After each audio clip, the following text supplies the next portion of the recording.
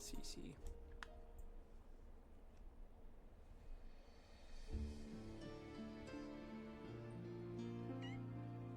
CC.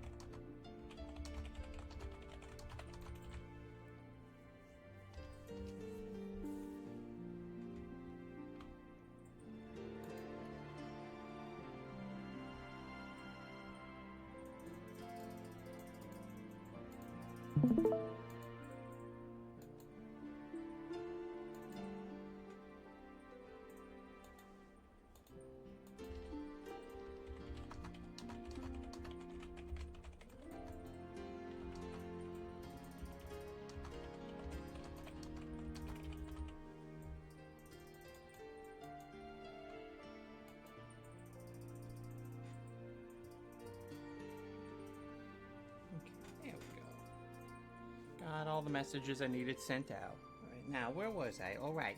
Kitty. Hello, Cece.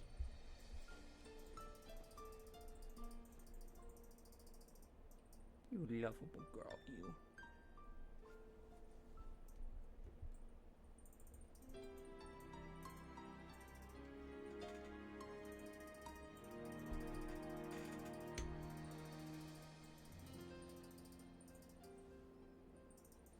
There we go. You're nice and relaxed now. Hello, Cece.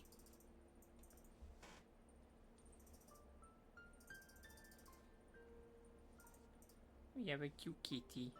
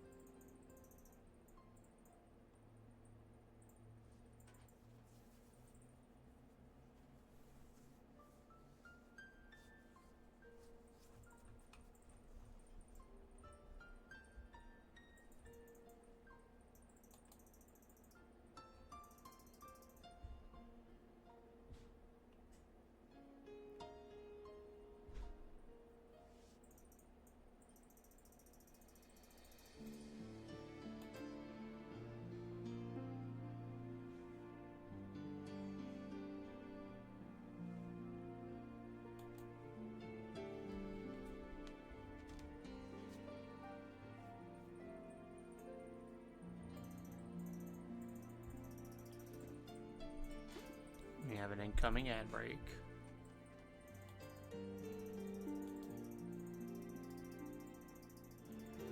You know what? I think of all times for that to appear during the countdown, I think it's perfectly fine.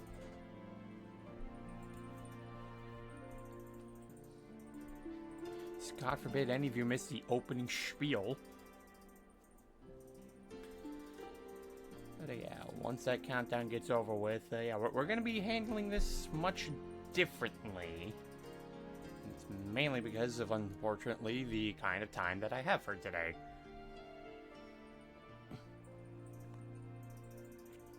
It's unfortunately not as generous as I would like it to be.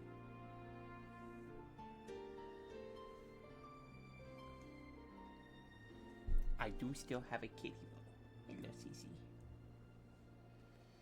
Cece, my precious baby.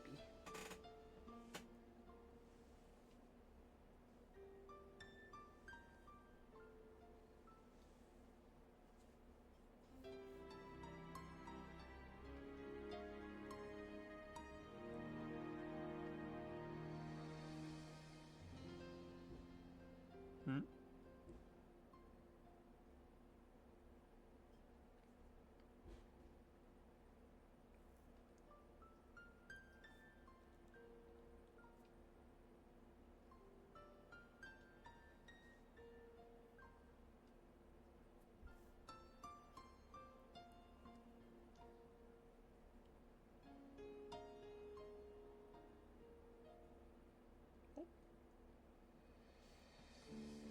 Cece, you okay? I saw you twitch. And not the .tv type of twitch. Alright, here we are in the ad break, everybody.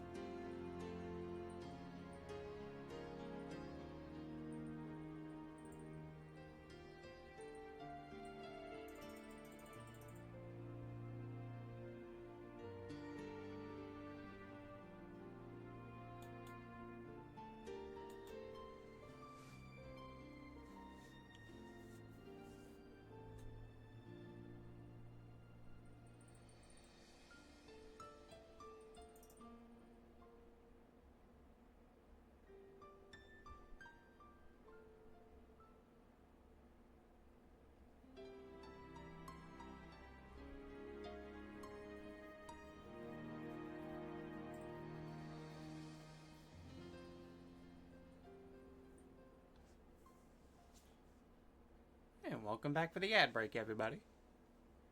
You missed nothing. Except Cece going. Bye, Cece.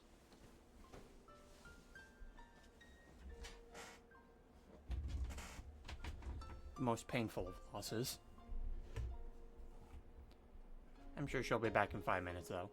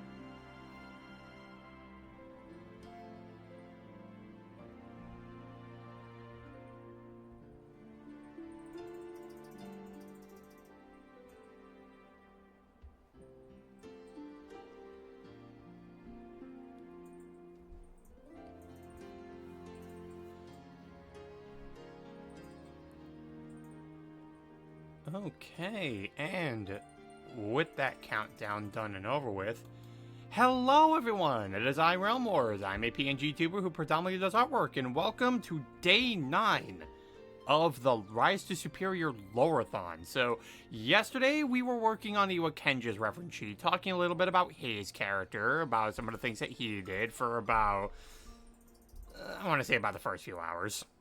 and then the remainder of it, the stream was just kind of dead. I'm sorry. But for this time, though, we're going to be handling things a little differently, and that's mainly because of the amount of time that I have for today, because unfortunately, unlike the past few days, I do have work a bit earlier today, and unfortunately, because there's no second shift, I do have to go in a bit earlier than I'd like to, so I'm not going to be able to have as much time to be able to spend on basically talking about an individual character as much as I would want to. So there are just some of these days where, because of that, I'm just going to be kind of dedicating these days as kind of filler days. More so, like, I guess you could kind of say it's on the more of your typical average, like, chill stream and whatnot. I mean, technically, all these art streams have been chill streams. It's just, it's just me drawing on the background, but I guess a bit more relaxed is what I'm trying to get at. And that's mainly just so I don't have to worry so much about not being able to cover as much detail on some of these guys as I possibly can. And on top of that, so I decided to run this a bit more intricately, so I actually have a timer in the background I'm going to be having with Google helping out with. So every 30 minutes, I am going to be changing reference sheets of who it is that I'm going to be working on. So at the very least, I can get progress done on just about every other piece that we have been doing here and there. So, so on the order of that I have on here, so I do have Amara's sheet up, so I'll be working on hers for a little bit. Then after 30 minutes passes, I'll start working on Chrome's. After that, I'll be working on Iwa Kenja's after another 30 minutes. And then when another 30 minutes goes by, I'm going to be doing some stuff with Riona's sheet. And basically, if there ever ends up being a bit more time after that before I have to leave, like say I don't have to leave immediately, then we just go back to Amara and just cycle through the rest of the 30 minutes. This also does mean I will be changing their playlists around, so at the very least you'll be getting a different variety of music playing as well. But I will also be treating this effectively as a way to get people caught up on perhaps maybe some sessions that they missed last time. Maybe you guys haven't been keeping up with the VODs, and maybe this is where you're just jumping in, and you know what? That's perfectly fine. The VODs are in fact still on YouTube though, so you can in fact check those out if you want to, and I'm grateful if you do. Just know that, God, I guess if people are binging the VODs on YouTube, like, I guess this part really is just going to be that filler episode, huh? Not even made into an actual anime, and I'm already giving you filler. How about that? But for now, let's actually get into the business of things. So, yeah, we're going to be working on Amara's first. So let's get our playlist changed around. The filler art trademark. Exactly, Pikmin. That's exactly what's happening. Okay, yeah, that's the one that I want. Alright, so yeah, I'm gonna get Amara's playlist up.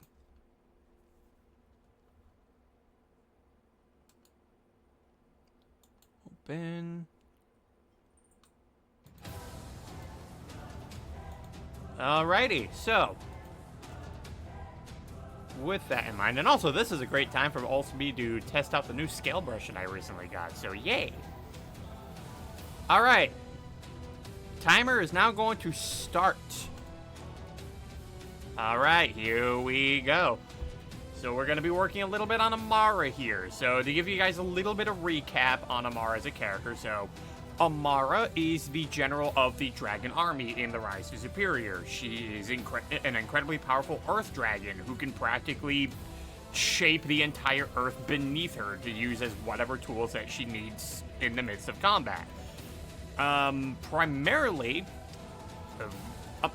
Amara's main tactic with using earth magic is that she likes to use it as more, let's just say, stage control, to give you a better understanding of what exactly she intends to use it for. Because, typically speaking, when it comes to earth magic users, a lot of them are stereotyped as being these big, hulking lugheads that are all about strength, power, and beat everything up. Amara likes to remove those allegations and decides, you know what, I'm going to use the earth in a bit more of a tactical manner, because I can literally shape the entire ground around me. So why don't I just take advantage of that? So she can do numerous different things with manipulating the earth. She can create platforms for herself. She can create walls for like barriers in order to deflect or knock out attacks entirely. She can straight up shift the ground underneath you. So say maybe you're trying to run at her, she can just manipulate the ground to make it turn around and suddenly you're running in the other direction like a moron.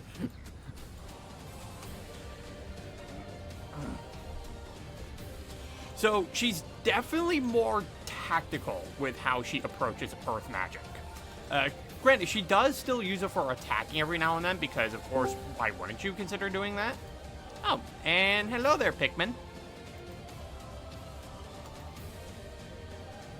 Because, you know, it's like, sure, I can use my elements in a tactical fashion, but if I can still beat you up with it, I can still do that. Like, don't think that option's not available to me. It's like, sure, I may rarely use the gun, but the keyword is rarely. Don't think I won't use it when I can.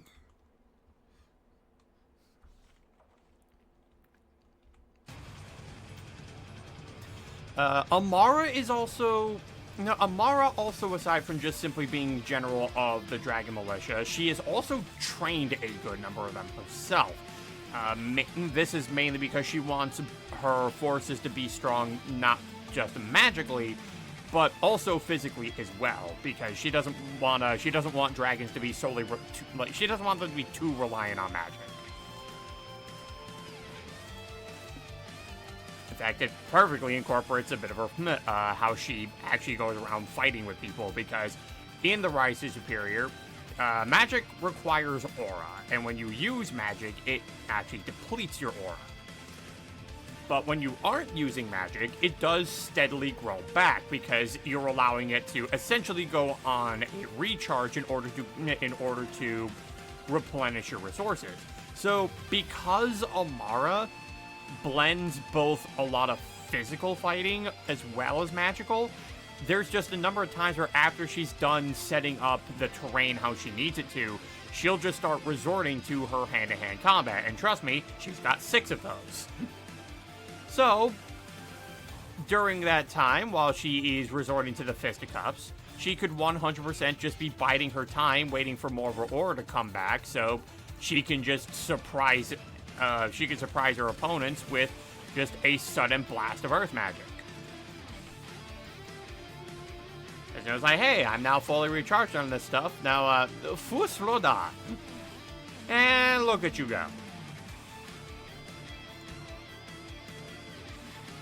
But that's the kind of, that's like the kind of style that she wants to start incorporating dragons being able to use more. Because aside from being able to prolong fights and not completely drain your resources, it also just allows you to still keep on the offensive without wasting your most precious resources. Like, you're not a complete sitting duck when it happens. You just get stuff when you need set up when you have to, and then you just bide your time to where you can throw out the actual big boom bang. Like, it's literally the equivalent of setting up your supers in a fighting game. Because, you know, you don't just throw out your level 3 super in Street Fighter. No, you set that shit up, because you don't want to waste it. It's like, oh, take all this chip damage, now take this big damage. Because now you're open, thanks to hit stun.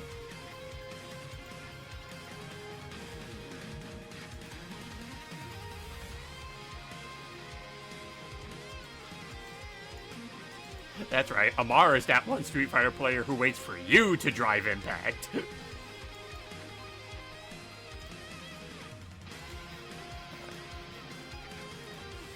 And now that I'm getting the line art done on this, there is a... now I can actually... Well, actually, no, not just yet, because I still have some extra details that I do need to do here. But yeah, like, before this, I actually was messing around with the scale brush just to see how exactly I would like it appearing, and... yeah, I like this scale brush. It makes things so much easier for me. It's like, yay, I no longer have to draw each individual scale anymore. I can now do the quicks.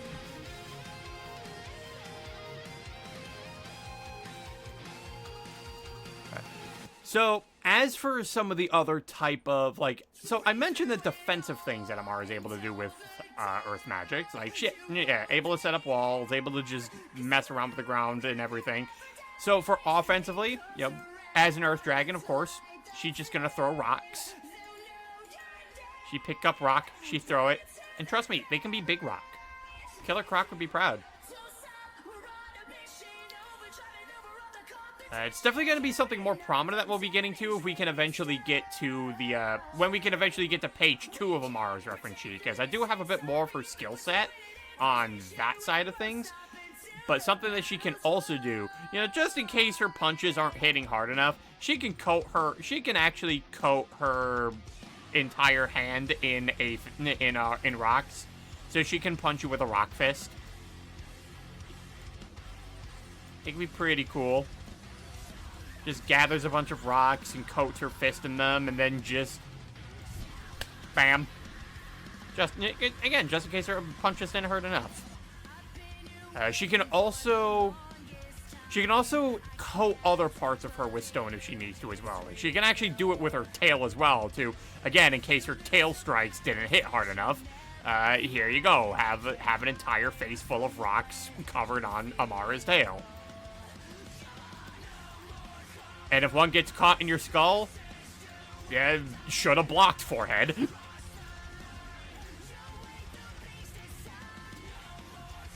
As I mentioned before, she does have an Earth Breath, which effectively is just... Now, the typical reference here would be to go for the Fusaroda reference, because that's clearly what it is, right? But, joke's on you, I actually took it from the Legend of Spyro, because he did it first. With the Earth Shock. With the Earth Shock. It's literally a powerful shockwave that is emitted that just causes enemies, when you hit them, to go flying.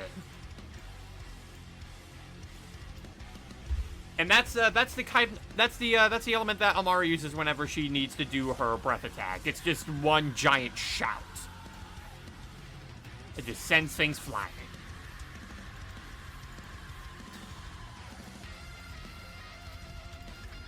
And the one thing I will, and let's see, I'm trying to think of, like, so what other kind of things to, I'm trying to think of, like, what other things to really talk about Amara, because I've gone over the basics involving her. So, I guess, to dive a little bit into Amara's character itself, so, like I mentioned during the times we were talking about Amara, typically she is very much of a hard-ass type of character, where she really is just all about, you know, disciplining her soldiers, making sure that they're in top fighting condition, ensuring that they're prepared for the worst. Because, as she would put it, if they can't survive me, they can forget surviving war. Because she's very serious about this sort of thing. She doesn't want to see inexperienced people just throw themselves into a fight that's just going to result in them just being dead. Which is part of the reason why she is as strict as she is. Because, well, as typical military training goes, you don't want to just simply have people get thrown into... You just want to just have people just throw themselves into that kind of enemy, that kind of opposing force. Because all that's going to do is just leave you with corpses.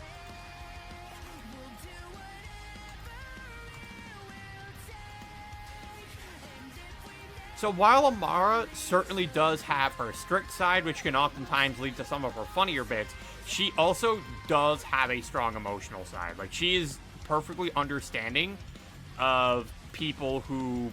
She's perfectly understanding of people who may not feel as confident in themselves. Like, it's part of the reason why she does treat Chrome it's why she does treat Chrome relatively differently compared to some of the others.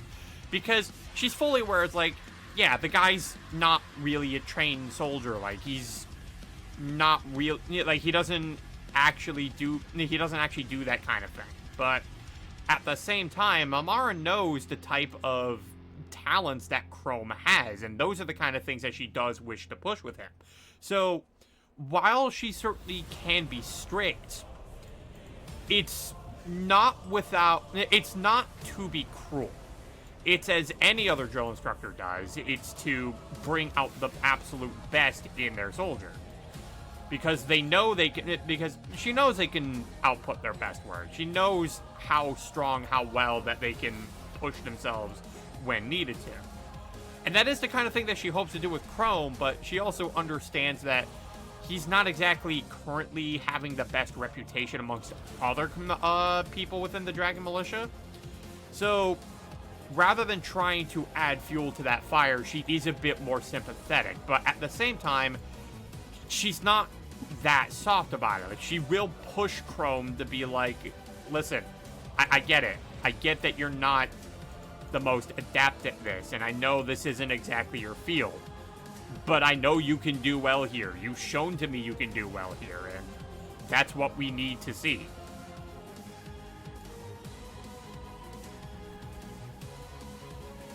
And there's also especially a soft side to Amara as well, where Amara makes it no secret that whenever any of her soldiers do end up perishing in battle, she's the one who buries them and conducts their funeral. Because being responsible for their training, she also believes she's responsible for their lives. So if they end up dying under her watch, that means essentially she's the reason that they ended up being dead, and she has to do the final act as their trainer and put them to rest. But we don't want to scale the eyeball. That would be weird. Like, yes, even my eyeballs are made of scales. Like, that'd just be cursed.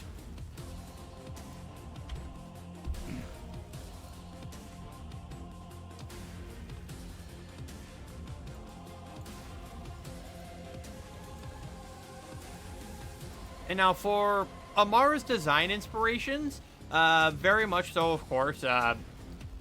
Probably the most obvious one is that her head is a Charizard.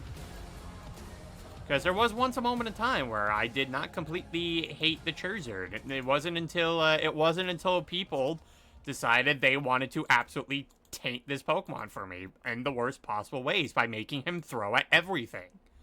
And it's like, you know what, nah, like, listen, it was a bit before. It was a bit where it's like, oh, hey, Lythero's got his funny kill all Goku's bit because he's an Android 18 main. Android 16 main.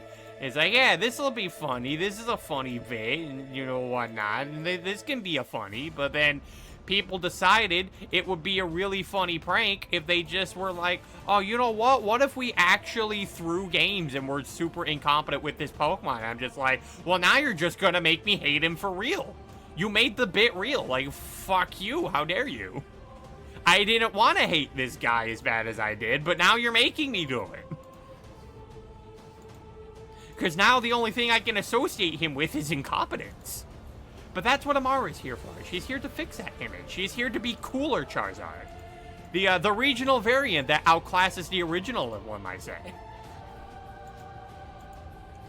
One who does not get absolutely destroyed by Stealth Rock, but would probably set the Stealth Rock.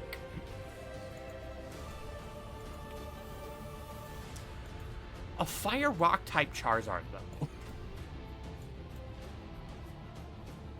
That'd be crazy.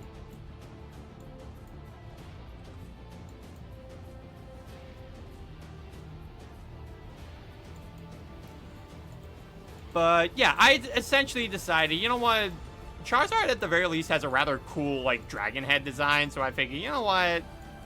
It's like, you know why? How about I just take Charizard's head, put on a serpentine body, and then just give that dude a bunch of arms. Like, I figured that would be neat. And you know what? It is neat. I do like the imagery of it. Now, granted, Amara certainly has more teeth than Charizard. Like, that guy's only got, like, 2. That guy, well, no, he's got, like, 4. Well, Amara just has a whole set of them. That's just to show you how much more dangerous she is compared to him.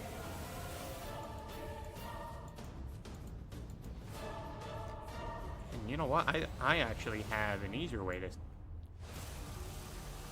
handle this, because we're going to do a little thing called symmetry. Because we can do that.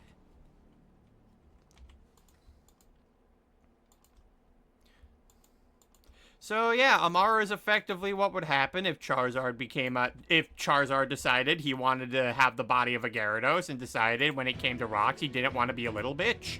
And he joined the evil side. They're all just looking at him going, how dare you, brother? Except in this case, it would be how dare you, sister, because Amara's a female. Well, actually, if that does kind of remind me too. So, I did mention during the first time I was working on Kamiko that I actually would end up learning that Kamiko actually is a feminine name. So, I decided to just kind of roll with just simply calling him Kamiko because it's like, listen, if we can have a boy named Sue, we can have a boy named Kamiko. And on top of that, the name Kamiko is just way too perfect for the character. Amara also was in the case where they used to be a male until I learned that Amara was also then later a female name. I'm like, okay, I feel like I can only get away with that once. So, like, Amara, you're female now. But you know what? I feel like that's fine. I need to diversify the cast anyway. Having a number of guy characters is great, but you know we gotta break it up a little bit. Just showcase that. Hey, listen, there's more than just guys here. This isn't just a sausage fest.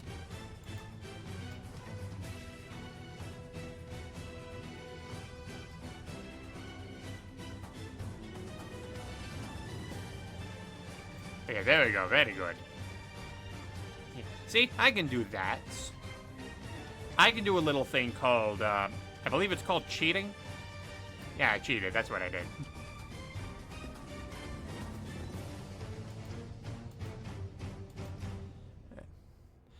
By the way, Pikmin, how have you been? Once again, having a struggle fight with my blaster system, doing fine. Oh no. Opera GX! Like I can wait for the loading times all I want. I still gotta post updates about my video uploads. Yeah, I'd imagine like Opera GX is starting to affect those. Well, not really. It's just this is the second time in a row that's happened about the time I usually do post said videos for its live to some of these social sites I use. Right, that's fair. I just find it much better to do on PC because hey, I can't really see links popping up well on Twitter mobile for whatever reason.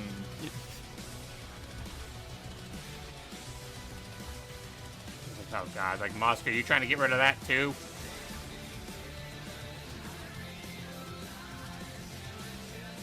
Like that guy is just I feel like at this point that man is just hellbent on just making sure Twitter just dies. It's like, I regret purchasing this. I'm just going to make it crash and burn into the ground. It's like, well, great. So you wasted all that money for nothing. Good job. Either way, you just lose.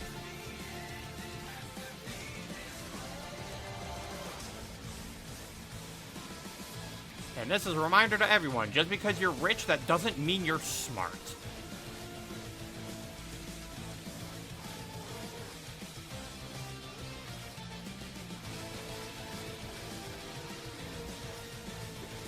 So, let's see here. Just gonna add some patterns onto the noise. Because we are making some pretty decent progress on this. In fact, I'd say, aside from just a couple of arms down here, this one is almost done. At least the first page of it is. And it's like, hey, now we can move on to the second page, eventually. That showcase more of her techniques, her skills, her abilities.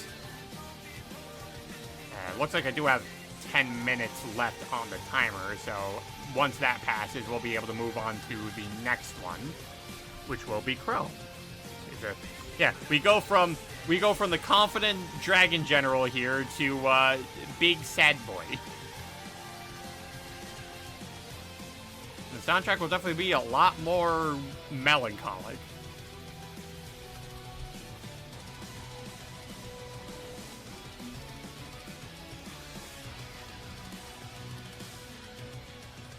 But you know what? Having a diverse cast of characters is good because it means that not everyone's going to act the same. You have characters remembered for something more specific. It's almost like we're all different people. Like, everyone in your friend groups, like, they don't necessarily act the same. They have things to stand out from one another. It's why you like them. It's why you like having the diversity with you. Because imagine if everyone around you acted exactly the same. It'd be boring. Nobody likes hive minds. And if you do, you're fucking cringe, and that's a red flag.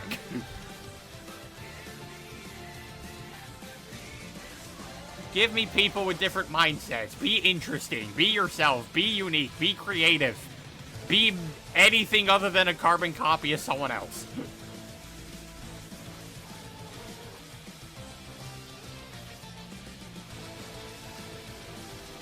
Amara would want that of you. You wouldn't want to disappoint Amara, would you? Have you seen those arms? Don't make her use them.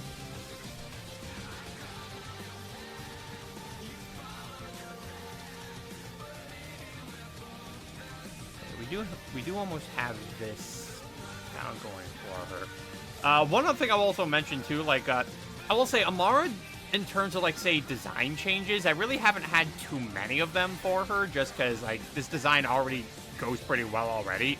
I'd say the only real difference with Amara's current design now that I'm using for her is the fact that she used to have way more arms. Like, a ton more. But then I'm just like, you know what? This is going to be... Because Amara already is one of the harder characters for me to make poses for. And that's mainly because of the multiple arms. So, God forbid I gave her, like, so many of them to the point that it just makes posing her even harder. Oh, there goes an ad break. Alright, so I shall see you guys in a minute 30. Hopefully you guys don't get anything too bad in terms of ads. I do appreciate the ad revenue, though, so that, because, you know, that does help support content creators. I'd say by the time you guys get done with those ads, I should be at least done with this phase here. Yeah, because now all I gotta do now is apply the color, and that's the easy part. Okay, I was gonna say, like, well, why are all my brushes scrunched over like that? Don't do that. Never do that. I didn't give you permission.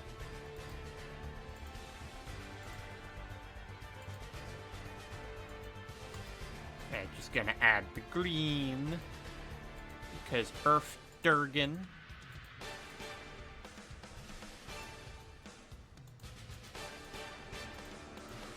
We get her horns here. Because, yeah, she will also occasionally beat you up with horns.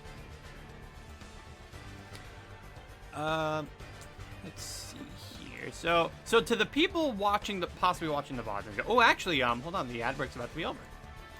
About, yeah, less than 5 seconds left. I'll have you guys back. And yeah, welcome back from the ad break. You know, hope you guys got something nice. I was actually gonna be saying, so to the people back at home watching the VODs, so while today is certainly reference sheet touch-up day, because again, a lot of time that I end up having here. Tomorrow is actually when I will be covering one of the antagonists of the story, that being Shadow Kamiko, who hails from the Shadow Realm. And since I will be having off on that day, that also means that I will have a lot of time to be able to talk about them. Because yeah, I only have today this week from work, but the rest of the week I do in fact have off. So I'll be able to take a bit of advantage of that. Yeah, especially since I think I'll be drawing like a ton of faces for Shadow Kamiko. So, like, as I was mentioning, so Amara really already is like one of the hardest characters for me to do poses for, and that mainly is just because of the multitude of arms that she has. And I felt like if giving her even more would have just made the design more cluttered than anything. And that is like that's like the last thing I really wanted to end up doing with this, because typically when it comes to characters with multiple different arms, it becomes harder to try to pose them because you end up wanting those arms to do something. Otherwise, you make the pose look incredibly static. And Amara should not be a static character. She should not be boring. That would be wrong. A lot of people already like Amara as is. I can't make her poses boring. You know, she has to be imposing. She has to be commanding power. She's a goddamn general after all, and you'll put respect on that title. She earned it. Oh boy, did she earn it. For those of you who weren't there for the VOD, like, well, how exactly did she earn it? Well, winning an entire civil war on your own, beating up both sides single-handedly, yeah, that tend to get you up some of the ranks. You know, as well as being able to beat a demon without being able to use magic, because she basically wiped herself out, basically wiped her aura clean out. So, yeah, again, bitch earned that title.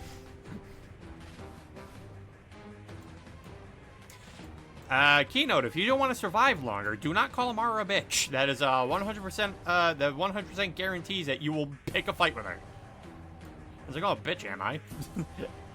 Hey, look down for me. Why? Now you're in the ground. Ah, that's a nice opinion you got there. Unfortunately for you, I don't care.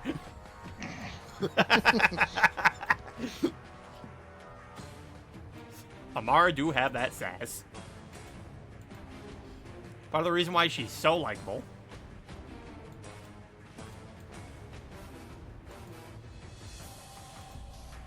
In terms of, say, headcanon voices for her, I mentioned in the initial video, initial stream where I was working on Amara. So my headcanon voice actress for her would be, Elizabeth Maxwell. For those of you who don't know any of her performances, one of the ones that I would absolutely be like, okay, listen, all I need you to do is just do your Urbosa voice, and we'll just make it deeper with effects. And that's all we need to do, because I think that would just suit perfectly.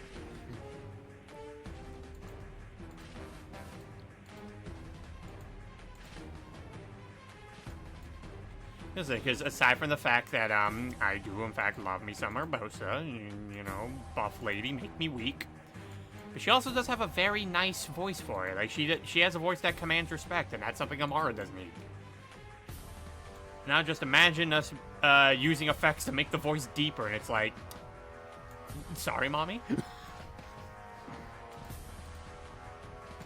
Listen, I know I'm gonna have at least one freak out there who's just gonna be like, okay, but Amara waifu, though. Like, I know you monster fuckers are out there, but you know what? I'm not gonna shame you. In fact, I'm just gonna let you enjoy it. I'm just gonna let you enjoy it. As long as you get a good character out of it, that's all I'm gonna be doing. I'm just gonna be giving you a good character. You supply me with simping. That is on your own volition.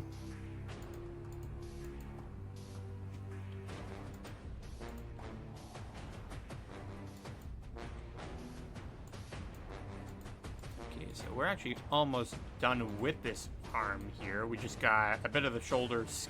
We got a bit of the shoulder scale pattern to work on, and then we make it green.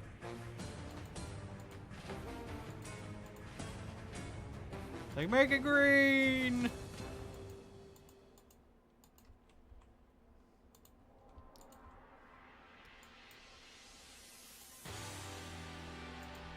And then the big arms come up. And you know what? Amara's got 6 of them. Thank you, Cash Cash.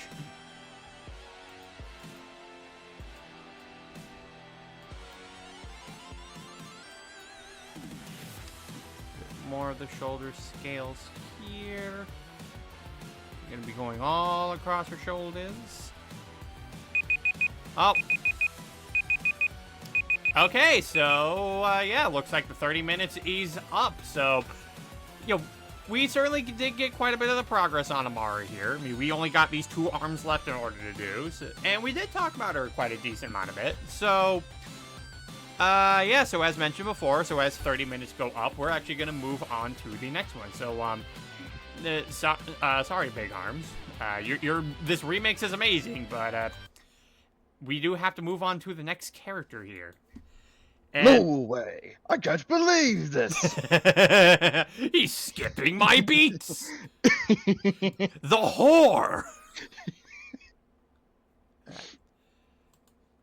So, for the next one that we're going to be moving to, we're going to be moving to a bit more on the melancholic side of things here. So, So we did essentially get a lot of, like, say, Chrome's initial sheet done already. So I'm actually using this opportunity to work a bit more on page 2 of this, where it gets to showcase the kind of, like, skills that Chrome is able to utilize. So being a fire and ice dragon, of course, all of his moves are going to be incorporating, they're going to be incorporating fire and ice magic.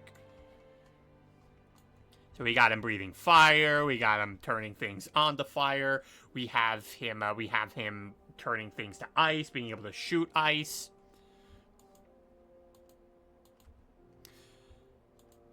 So, Chrome as a character, so I think it was safe to establish that from the last stream that I ended up talking about this guy in.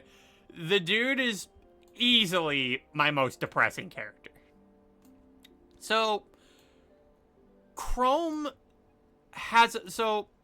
effectively is like, so it's like that. So Chrome is essentially what I decided to take from what was Ignitus' character from the Legend of Spyro trilogy, and I decided to amplify what his flaws were even further. And that's mainly because one of my biggest critiques that came with the Legend of Spyro trilogy is that aside from Ignitus, the other Dragon Elders really didn't get a lot of moments to flesh them out. They were rather one note. They had dynamics with each other, but they were rarely explored. And that's something that with the dragons from this series, I want to be able to incorporate that a bit more. I want to showcase a bit more of those character traits.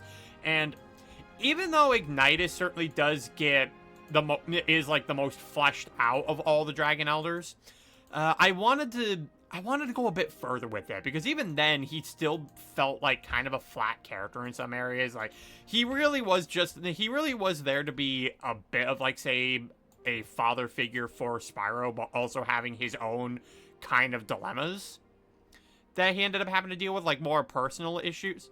Oh, hold on, I gotta start the timer. There we go. It's like, we've been going on an hour, I'm still working on Chrome, what is this? All right, I didn't start the timer. So, I wanted to be able to take the kind of flaws that Ignitus had and explore them a bit further in order to make Chrome a bit more of a fleshed out character as a result. And honestly, I'd say I'm very happy with how it is that I end up portraying Chrome. And so, to go into a little bit about Chrome's character, in order to really show where I decided to exemplify Ignitus' issues in order to make a more fleshed out character. So Chrome is a character that he basically is just along the lines of, he has great talents, but because of a lot of self-doubt issues, he's not the most confident in himself. He ends up having a lot of doubt in his abilities to perform at an appropriate level compared to the other people involved in this war, which ends up leading him into just ends up leading him not having such great confidence in himself, despite the fact that, you know, you'll have people like Amaro who will constantly keep telling him, Chrome, you have talents. Like, you're not completely useless. Like, sure, you get shit on a lot. That's something that happens, but, like, the people actually standing by you should matter more than what these people say.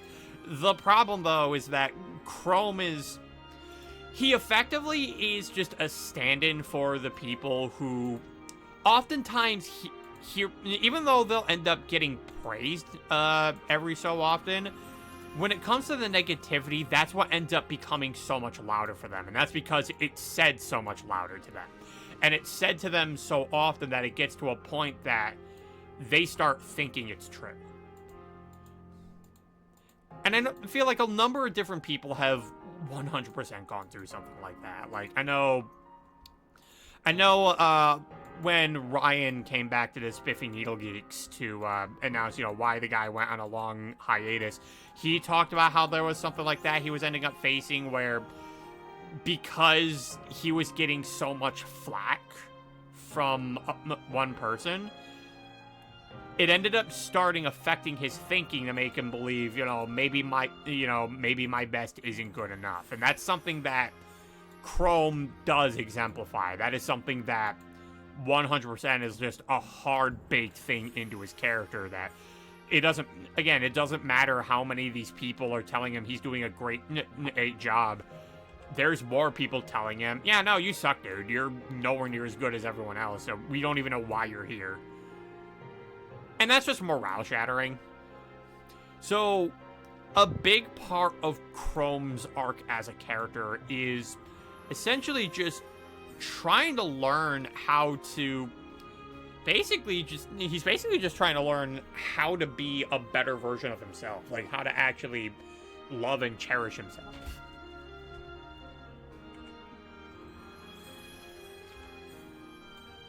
And also, similarly to Ignitus, he does end up having a bit of a father-son relationship with the main character. So there's also that play being done here. And yes, and speaking of Spyro, yes, the way that he looks, 100% intentional, because I love Spyro. Now, of course, I didn't want to rip off the design, like, completely wholesale, because, man, I would not want to deal with Activision in that case. So, of course, I ended up having to make a number of my own tweaks to it. Like, I had to change how the spines looked.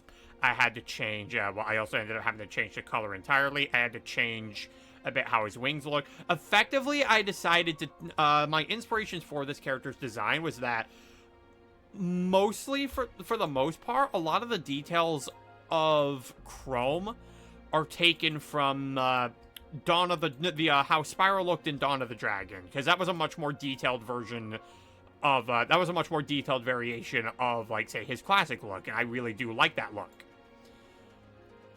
And, you know, hey, they decided, hey, we're just gonna make this character look more detailed. That's gonna be pretty cool. That's gonna be great. And yeah, that's what I ended up sticking with when it came to designing Chrome. So a lot of the details on him come from the Dawn of the Dragon variation of Spyro, but I also decided I wanted to be able to have the expressiveness of, say, the typical Spyro that we know and love from the classic series. So because of that, I decided to make the facial structure a bit more reminiscent to classic Spyro. So again, it could have more of that expression.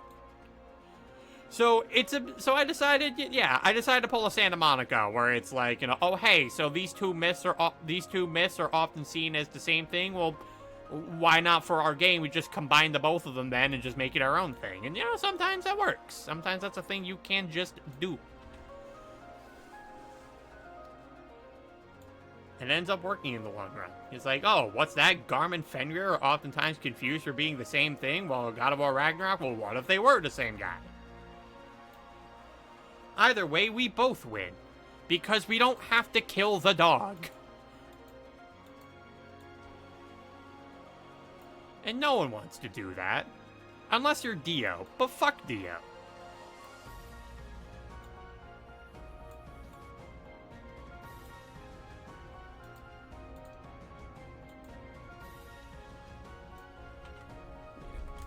Hold on, just let me give myself some hydration.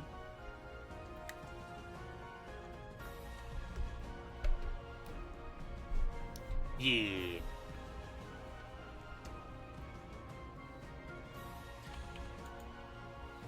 So, hold on. Let me get my words gathered here.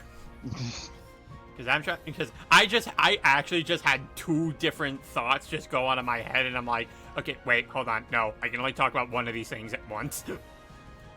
Unless I had a second mouth, but even then, I think you would, I think I'd get buried in my own conversation.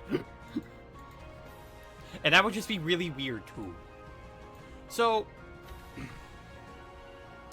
alright. Focus on the topic here, Realm. Which one do you want to do first? Okay, so to talk about some of the things Chrome can do with magic. So some of the things you can see here, like, yeah, like he can, of course, in terms of the fire side of things, he, of course, as a Durgan, he can breathe fire. But one thing that, admittedly, it is a technique that, again, I did take from The Legend of Spyro, being the Comet Dash, where he just spirals forward while engulfed in flames. Because, honestly, that's just such a cool-looking kind of attack. That it's like, you know, of course I gotta, it's like, you know what, of course, if there's gonna be one thing I take from this, it's gotta be that. Like, it's such a cool move. So that is something Chrome is 100% able to do. He can engulf himself in flames while charging himself forward. Like, his own special little flare blitz, except no recoil damage, because Durgan. He's protected by dragon scales, of course. So it's not going to hurt him too much.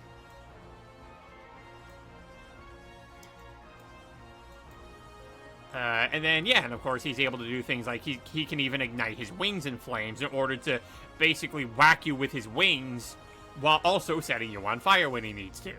Or say that he needs to be a bit on the defensive side, he can effectively make himself a barrier of fire with his wings, cover himself with them, and then if you decide you're going to approach him, you end up getting covered in the flames yourself. Which I can only assume would not be very comfortable.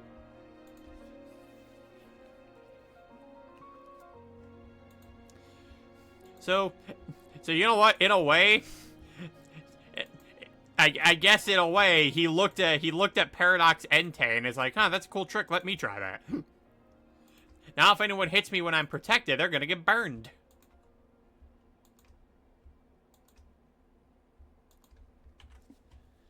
So it's definitely a two-layer type of defense that Chrome can use for himself. So it is essentially just like, okay, yeah, I'm going to be blocking whatever attack this is, but if you want to commit to whatever it is that you're doing, just know that you're not going to come out of it completely unscathed. It's a nice game of chicken, maybe.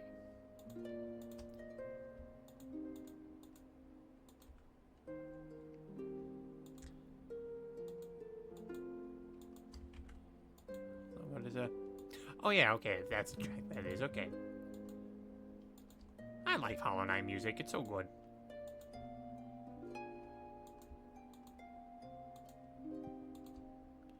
Remember guys, Silk Song is just around the corner.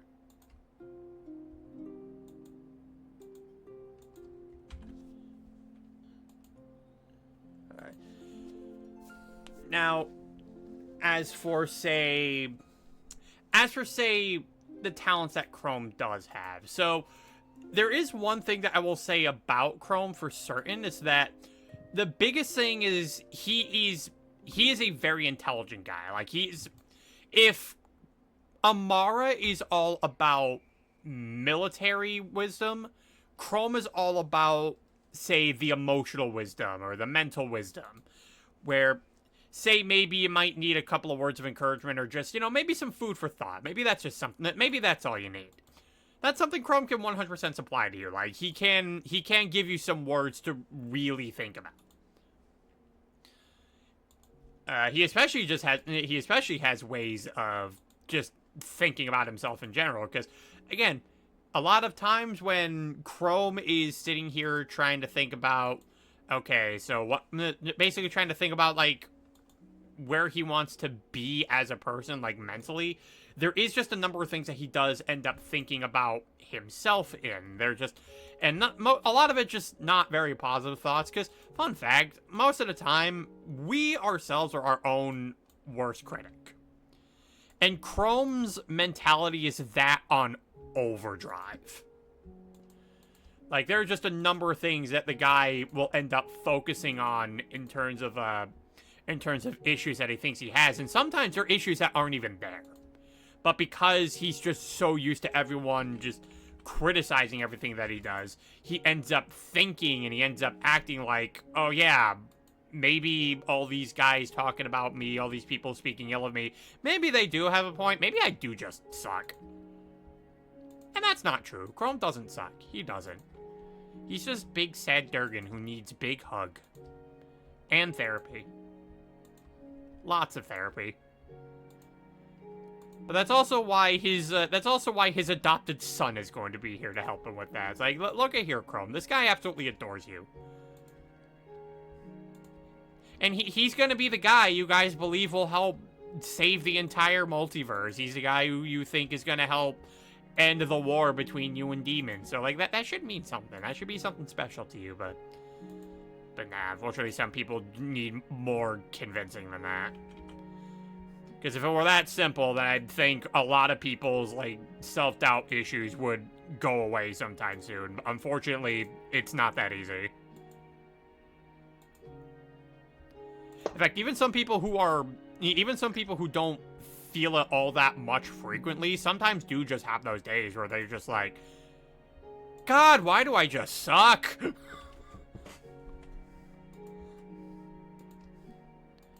Like, there's times where our brains just betray us, and it's like, why do you do that? You're a part of us. Why would you be a traitor? How dare you, brother?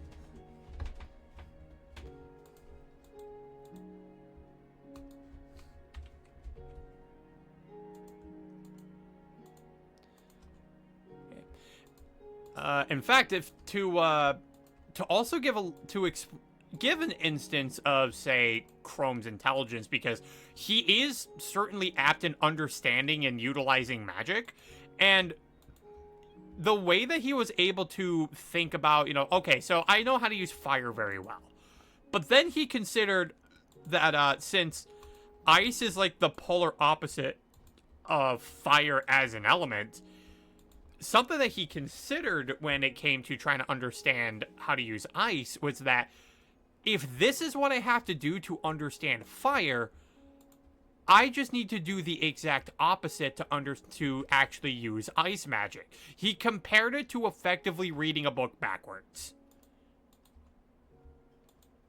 Like, oh, you want to use fire magic? Well, you want to use fire magic? Okay, cool. You want to use ice magic? Well, basically what you learned from fire magic, do the exact opposite for that, because that just makes sense. And yeah, that's what ended up getting him to that ended up being his way of figuring out how to use both fire and ice effectively. Aside from it also just being another nod to Spyro, because Spyro also used fire and ice breath.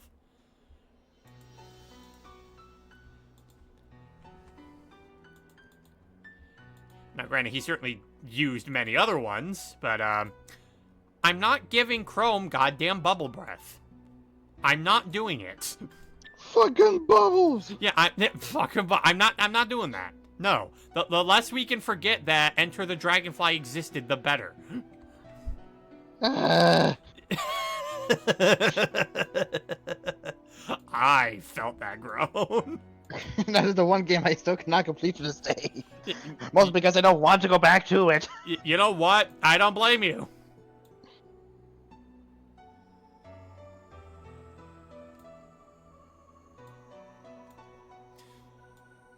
And now, as for, say, because of course I probably have, because I've mentioned a number of times that I've been heavily inspired by the Legend of Spyro trilogy, specifically when it came to Chrome. If it is, because Spyro has, two other elements that he can use in those games in particular, that being electricity and earth. And, that has been an idea that I have been wrestling with for a little bit, if I really want to fully commit to that, but that's something that I need to maybe... I guess I need to more so mull over the thought to see if I actually want to full-on commit to that bit. But just know that the thought has, in fact, been there. It has crossed my mind. Just really make Chrome just the ultimate XP of The Legend of Spyro. I mean, hell, the fact that my headcanon voice for the guy is Gary Oldman is anything to go by. I know it'll never happen. I know that is 100% a copium dream. But what if? It's that is definitely an instance of I know it would never happen. I know that's asking for way too much. But what if though? What if the 1% did happen?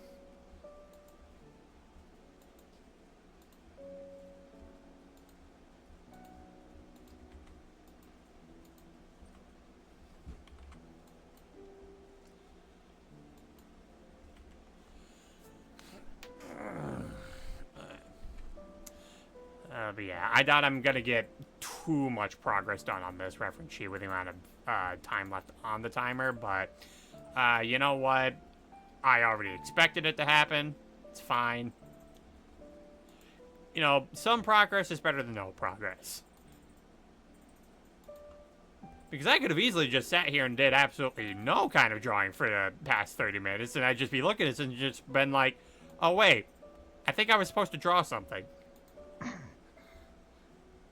Oh no, I think I'm becoming Chrome. Help. Help, help. It's like, okay, so if you need help to make sure you're not becoming Chrome, so here's an access to my therapist. I'm certain they'll be able to give you some advice.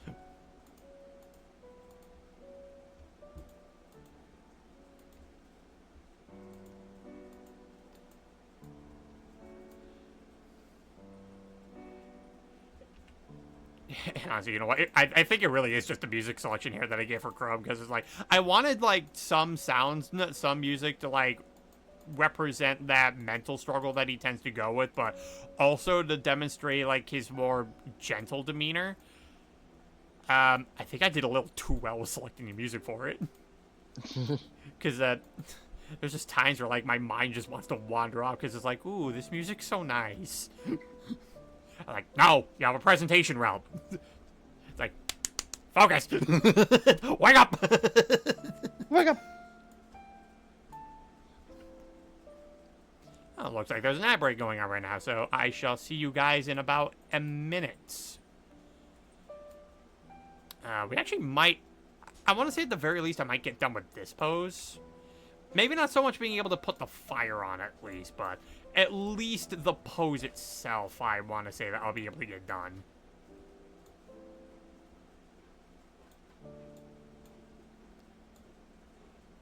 And well, hey, at the very least, I won't have to be stuck on these two for too long anymore, just because, we got a scale brush. I don't have to draw individual scales anymore. I have, in fact, leveled up. It's like, we need a more cost-effective way of being able to draw scales. I'm like, wait a minute, hold on. This guy's got a set of... This guy's got a scale brush set going on here. Give me. Give me now.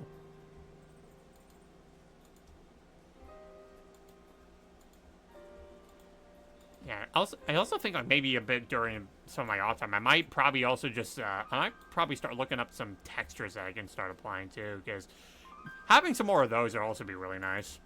Welcome back for the ad break, everybody. So, my confidence wants me to believe that at the very least, we'll be able to have an outline of Chrome's pose here done, at the very least, before we end up having to move to the next reference sheet, and that would be the guy we were actually working on yesterday. That'd be Iwa Kenji. He's next up in line.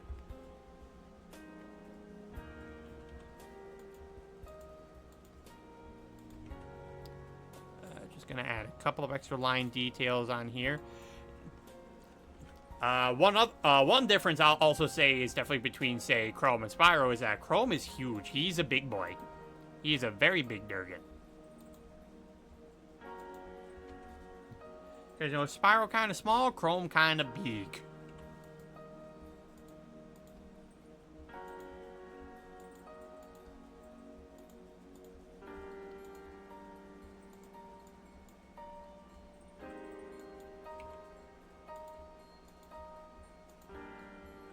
Alright, just gonna... Okay, we're just gonna get that arm going on there for a bit. Get the elbow crease going here. Show him bending. He bends more than just the elements. He also bends his arms. Ooh. Get yourself a Chrome figurine with at least 16 points of articulation. Like this one. That wasn't one of them. I may have killed him.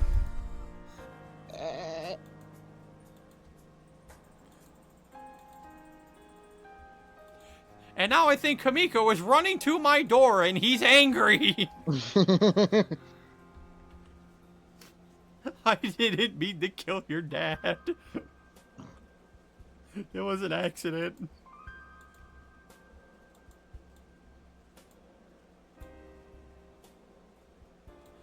Oh, no, hold on. I want that to be a bit straighter. There we go.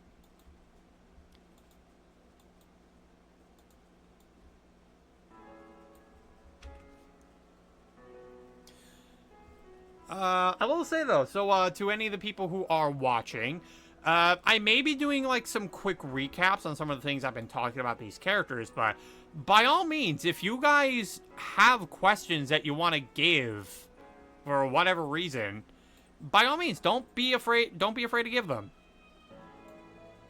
Because I will gladly 100% answer whatever questions that you may have, again, within reason, because there's some things that I don't want to spoil. And, like, in the case that you may think, if you don't know whether or not something is something that may be a bit too hefty for me to discuss about, ask it anyway, just in the case, you know, because I'd rather know what it is that you want to be asking and then potentially being able to answer it rather than just not get anything at all. Because, you know, who knows? There may be something you may be thinking about. It's like, oh no, that's not too much. I can answer that.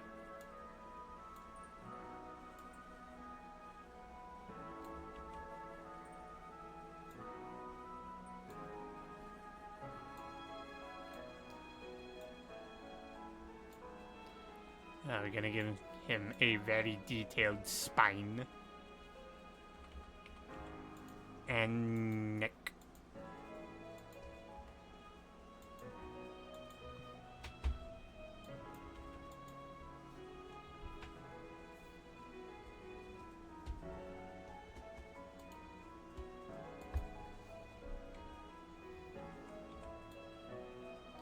And a bit more of the nice detailed looking spine here. Just working on the bumps.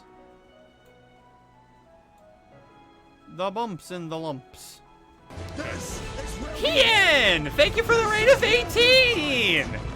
So, it's like, I was just with you earlier today, and you were building the houses, so... Legion of the Eye says hi. Well, I say hi back. Hello, everyone. It is I, hold on. Damn, I can't pause the timer. Fuck. So, for those of you who are jumping in here, so hi, my name is Realm Wars. I'm a PNG tuber predominantly doing artwork. Welcome to day 9 of the lore-a-thon. I'm basically doing some reference sheet touch-up of characters that I have already been working on reference sheets for the past things of, for the past instances. I accidentally caused the stream to end on a Sonic take. Of course you did, girly wolf. Of course. But, yeah, so I'm basically just doing, every 30 minutes or so, I'm going to be switching to a different character reference sheet in order to, effectively give people nice, decent recaps on the characters that I have, in fact, covered. In fact, Danica, I'm just going to say, the next character that I'm going to be doing in the lineup will probably get your attention in particular, just because, one of the headcanon voices that I have for him. But yeah, so right now we are currently working on Chrome. In less than 5 minutes is when we will end up having to change to those characters. But yeah, so I'm very glad. Again, Heaton, thank you so much for the raid. Thank you so much for bringing your community here. It's absolutely wonderful to have them. If there are any instances during the stream that you end up having questions about the OCs that I'm working on, any of the story that I'm writing, by all means, feel free to ask whatever it is that you want, and I will be sure to answer them within reason.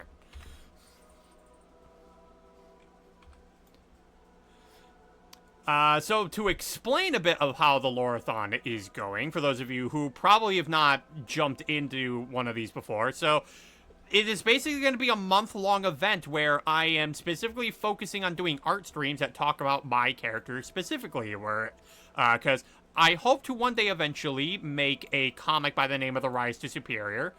It is an original story filled with my own OCs that I hope to eventually get off the ground one day. And in order to give you guys an idea of the type of world and story that I'm writing, this is your chance of being able to learn how that is. Do you think Chrome would use the Google browser similarly named to him? Yes. I don't know. I think Chrome... Listen, Chrome is a very big dragon. I don't even think he'd be able to use a computer. I'm pretty sure just one paw of his would just break the keyboard in half. It's like, dang it. Dang it. Amara's gonna kill me. This is the 5th one. Yeah, so that's a no. Yeah, that is in fact a no. In fact, dragons don't really have much time to actually even use technology to begin with. They all live in caves. 11 K's trying to harness their magic, and in Amara's case, she's breaking them down to actually be like physical soldiers.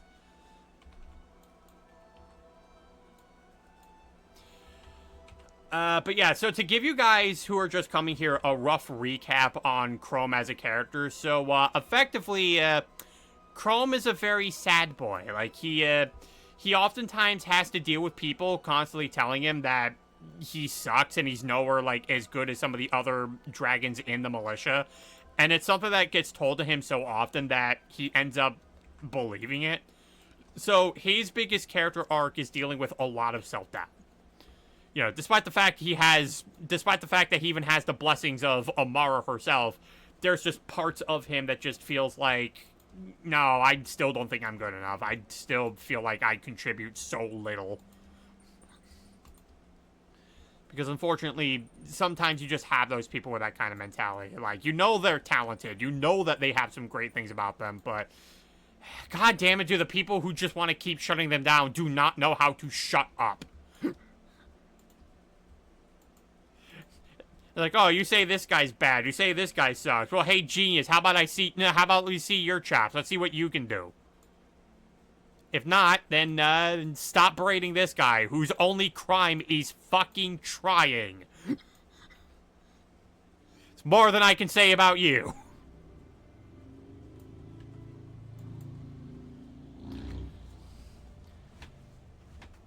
But yeah, it's a big reason why Chrome is unfortunately a big sad boy. He will accept hugs, though. In fact, he absolutely needs hugs. But yeah, Heaton, if you do happen to still be in the chat, although I probably assume that you're probably not, because I do know that whenever you do get finished streaming, you do tend to, like, take a break to unwind, and that's perfectly fine. If you do need to raid and run, that's perfectly okay. But for anyone else here, if, in order from Amara, hug Chrome. Absolutely. It is general order for you to hug Chrome. But for those of you who want to stay tuned with the lore-a-thon, because I will be holding another day starting tomorrow, talking about a completely other character. Oh, the timer ended up going to 0. Cool. All right. So, but yeah, if you guys want to remain caught up with the lore-a-thon, be sure to drop a follow. In fact, while you guys are here, I'm just going to bring this to just chill screen for a second. So, we do currently have a follower goal going along. So, at 200 followers, I'm going to be holding an art raffle. And whoever wins the raffle will get a free drawing request from me that involves Kamiko, you know, the guy in blue that you're looking at right now, having him fight whoever you want. And I want to also say this, because I don't know if this was probably clear to some people when I ended up talking about this, but just in case it isn't, I'm not excluding this to just my own OCs. It can be literally anyone. In fact, some time ago, I actually did draw an image of Kamiko fighting Dirk from Xenoblade Chronicles 3, mostly for a friend of mine who absolutely despises Dirk with a bloody passion. And, let's just say that certainly caught some people off guard, right, Pikmin? Fucking Dirk. Yeah, you're just scrolling your timeline one day, and it's like, hold on, who's Kamiko beating up? Wait, is that Dirk? So, yeah, no, like, if you end up winning the raffle, yeah, you can request Kamiko to fight whatever character that you want as an art piece. Like, again, it could be any kind of OC. You can have them be like, oh, I want him to fight All for One. I want him to fight Sauron. I want him to fight fucking Unicron. Just whatever comes into your mind. If you win that raffle, that's your reward. But we gotta reach 200 followers before we can actually do that. But, like, I think that's probably, like, the easiest goal that we will be able to get to. Because I think we're about 33 away from that goal. So we're getting there. We're certainly approaching that. But for now, because 30 minutes has, in fact, been up, it is time to move to the next character that we're going to be getting some progress done on the reference tree for. Yeah, we didn't get too much done on Chrome's here, but I wasn't expecting it to do so, because there's a lot that I have to do line art here for. But for now, the next one that we're going to be doing is Iwa Kenja, the Earth Dragon Sage. And Danica, if you're still in the chat, the reason why I say that you would be probably be interested in this character is because one of the headcanon voices I have for Iwa Kenja is Robbie Damon's performance as Chai from Hi-Fi Rush. That's at least one of the voices I had in mind. The other ones being Todd Hapercorn's performance for Natsu, and another one being Alex Lee's voice for Zenitsu. Basically, just imagine him voicing Zenitsu, but with the attitude of Luke from Street Fighter 6. So, probably a more tolerable Zenitsu for some people. Alright, I am now starting the timer right here. So I'm currently just right now working on what Iwa Kenja looks like when he has awakened his Sage Mark. But to talk a little bit about his character a little bit before I jump into these details, so Iwa Kenja is an Earth Dragon Sage who, in fact, has actually been trained by Amara herself. You know, this big lady here, this dragon with the 6 arms. That is his mentor. And so to basically describe a bit of Iwa Kenja's base personality a little bit. So effectively, I like to say that he's kind of a bit of a callback to when we used to have a bit more punk type characters where they're certainly not afraid to say what's on their mind. They're not sometimes they'll say things, sometimes they'll just say things, they'll say things rather wildly. There we go. Because, you know, they're just not afraid to express themselves. And sometimes he'll just do it because, and sometimes when he does it, it ends up becoming some of his more funny interactions with some characters when he just simply lets himself loose. You know, similarly to how, because like one character that I definitely inspired a lot of his personality from is Yusuke Urameshi from Yu Yu Hakusho. So he's definitely along the lines of, say, a character who, because Yusuke was also a character where he was 100%. Oh, hold on. Why is it saying connecting to chat? Okay, I just want to. Okay, so I didn't get a stream drop. That's weird. I mean, unless Twitch is thinking I'm my own lurker, because that would be weird. Like, yes, Ramors, you are a lurker on your own stream. Thank you, Twitch. I guess. But yeah, like, Yusuke was also a character that, you know, he was a punk. He wasn't afraid to hurt people's feelings. Now, Iwa Kenja certainly isn't, like, I wouldn't say on the same brashness as Yusuke, but he does sometimes show it every now and then. Hello there, Lance.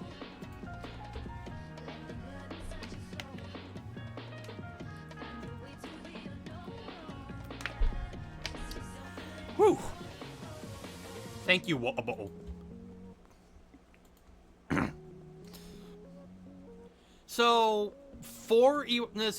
But the other thing too about Iwa Kenja as well is that, so initially I was kind of hoping to also give him a bit of the Paragon automaton arrives. Yeah. So I did want to give Iwa Kenja like a bit of himbo vibes to him, because I also wanted instances where, in fact, once I get done with the sandal bit here, so like you'll see some of his facial expressions here, especially these two. He's a very goofy and expressive character, and sometimes because of part of the reason why he's able to be so expressive like that is because sometimes he do be the dumb. He do the dumb things at times. So part of me was also kind of thinking, like, you know, okay, I think I could kind of write him as a himbo, but the thing, though, is that after looking a little bit about how I would be writing some of his interactions with some characters, he wouldn't actually fit the himbo archetype. And that's mainly because, well, there's just times where he's a little too mean to actually being a himbo. Because the himbo archetype typically, because what the himbo archetype typically, entails is that, you know, oh, lovely, they sent me a moron. Yeah, but, because the thing about the himbo stereotype is that the character needs to be 3 things. They need to be strong, they need to be dumb, but most importantly, they also need to be kind. And Iwakenja is certainly two of those things. And now, when I do say, like, you know, Iwakenja's, like, mean, like, it's not like he's the kind of person who will, like, purposefully insult you. Like, he absolutely wouldn't. Like, he wouldn't be that cruel to people, but there are just times where he does have a bit of a mean streak. Again, very much like Yusuke Urameshi. So, because of that, it's like, well, okay, I can't necessarily make him a himbo-type character, unfortunately. But, you know what? Yusuke's a goat, so if we can have more references and acknowledgments that he existed as a character, why not? And it's mainly because something that I tend to tell people when it's like, oh, they want to get into shonen anime. Okay, if there's one anime you have to watch if you really want to get into shonen anime, it's Yu Yu Hakusho. Because Yu Yu Hakusho, I think, is still a prime example of what peak shonen looks like. It is a really, really good series. It's an oldie, but it's a goodie. And plus, you know, if you also like things like, say, Sailor Moon, then hey, guess who her husband is, the creator of Yu Yu Hakusho. So you may sense some rather similar vibes between them, because yeah, despite Yu Yu Hakusho being a shonen, it does have hints of being a shoujo here and there. And I think a lot of that does have to do with the influence of who the guy is married to. But, you know, nothing wrong with that entirely. But the other thing that I also wanted to make sure that I did as well with Iwakenja as well, because while he certainly does serve a bit as, say, the comic relief, I didn't want him to be, say, the obnoxious kind of comic relief, because I said this during the last stream when I was working on Iwakenja, that, because while I am certainly, like, heavily inspired by the likes of, say, the Legend of Spyro trilogy, how did Iwakenja end up learning from Amara? He a human? Yes, Iwakenja is a human. So, I was actually about to get into that. So I can actually get into that by explaining a little bit of this, because I did talk about this a little bit in, I did talk a little bit about this during the stream where I actually was working on Iwakenja, because this goes into probably one of my biggest issues when it came to Legend of Spyro trilogy, and that was, Sparks was easily the worst character in the games. Like, he was the worst instance of trying to make a comic relief character. And that was because it was a comic relief character where the people were like, oh, everything this character says needs to be said like it's supposed to be a joke. And so you never really get any major emotional moments with a character like Sparks, which, because they're more focused on trying to make the guy funny rather than, you know, be an appropriate comic relief who's supposed to relieve the tension. And when you just have a comic relief that does nothing but that, then all that ends up doing is, in a way, it feels very, and I know some people are going to probably hate me using this term, but it ends up becoming very similar to, say, MCU humor. It's just an overuse of bathos, because, like, oh, we just have this character who's just never taking anything seriously, so I guess because of that, we just aren't going to need to be taking any of these things that happen here seriously, even the moments that it actually does want us to do that. And I don't want to do that, because, again, a comic relief character should do just that. It needs to relieve from the tension that is going on. It shouldn't completely kill it, but at the very least, allow the audience to have some kind of breathing room, or the ability to just relax and whatnot. Like, again, the perfect example of that is Sokka from Avatar: The Last Airbender. The guy was absolutely funny for sure, but he also knew when the time to be funny was. Like, even during times where he had to be emotional, he wouldn't be cracking jokes. Like, he would treat the moment with sincerity.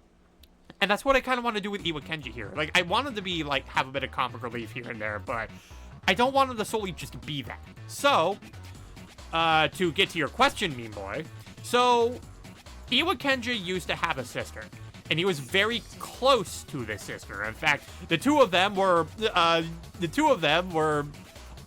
effectively shared a brain cell, so to speak. In fact, you could easily say, like, a lot of, like, Iwakenja's mannerisms were kind of, like, adopted from his older sister. But then came a time where his sister just vanished one day. And no one knows where she went. It wouldn't be until, say, a few days later when, like, they're trying to search for her is when, they end up getting visited by the Dragon Sage Hiyashi, who ends up telling them that, they have some unfortunate news about Iwa Kenja's sister, and that, it's that, yeah, she was killed. And this horrifies Iwa Kenja on such a level because, again, he was very close to his sister. Like, he felt especially close. Assertion, Tony Stark's snarky humor fit the character. It was not meant to be a template to the rest of the MCU sense of humor. Exactly. And on top of that, even Tony Stark knew how to take something seriously. Like, even when it came to some of his, like, more emotional moments, like, even he took that with a bit of weight. But to get back to the story with Iwa Kenja, now, because the dragons do not want to involve too many, like, civilians with their war against the demons and whatnot, they weren't able to tell them that they weren't able to tell Iwa Kenja's family what initially happened to get his sister in that situation. But the most that he does end up coming back with is proof that, yeah, she is gone. And that was just enough to show that, you know, oh yeah, someone ended up getting to her.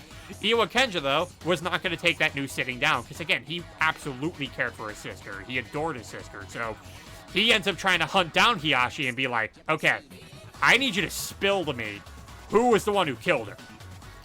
And clearly, since he wasn't going to be shaking Iwa Kenja off that easily, it's then he decided to tell Iwa Kenja that she was abducted by the Realm of Nightmares, and she was killed off as an example. Which absolutely infuriated Iwa Kenja, because it's like, not only did they end up killing his sister, but they did so in a way that just felt absolutely shameful. So Iwa Kenja then starts asking this guy, okay, look, I want to get involved in this. I want to find out whoever those guys are. I want to give them a piece of my mind. They are not going to do that to my sister and get away with it. But Iwa Kenja at the time, just being a regular-ass person, is kind of asking to be a part of something much bigger than he thinks. So, but Hiyashi does kind of have a bit of an idea, because he does sympathize with the situation, because you can see he absolutely cares for this person. So, Hiyashi introduces Iwa Kenja to Amara. Now, at first, though, Amara's not that keen on taking on Iwa Kenja as an apprentice, because, well, he's just a human. He's just a human who's never once trained in magic. So I don't even know where to start with this guy to begin with. But Iwa Kenja then tries to make a bet with Amara to say, hey, look, I could try to train myself to maybe do some of these things. And watch, once I'm able to do it, I'm certain you'll change your mind on it. And then Amara just decides, all right, fine. I guess since I'm not going to shake you off that easily, I guess you can try.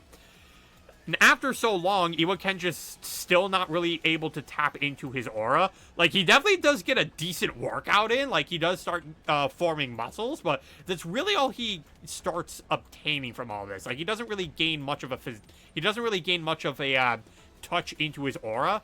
And then, yeah, after a week ends up passing along, Amara does kind of start telling Iwa Kenja, okay, listen, you're still not, it's great that you're able to get physically strong, but you're not developing any kind of, like, magical sense, which is something you're going to need if you want to actually if you end up wanting to get involved in this war, because this war is so much bigger than you can possibly imagine.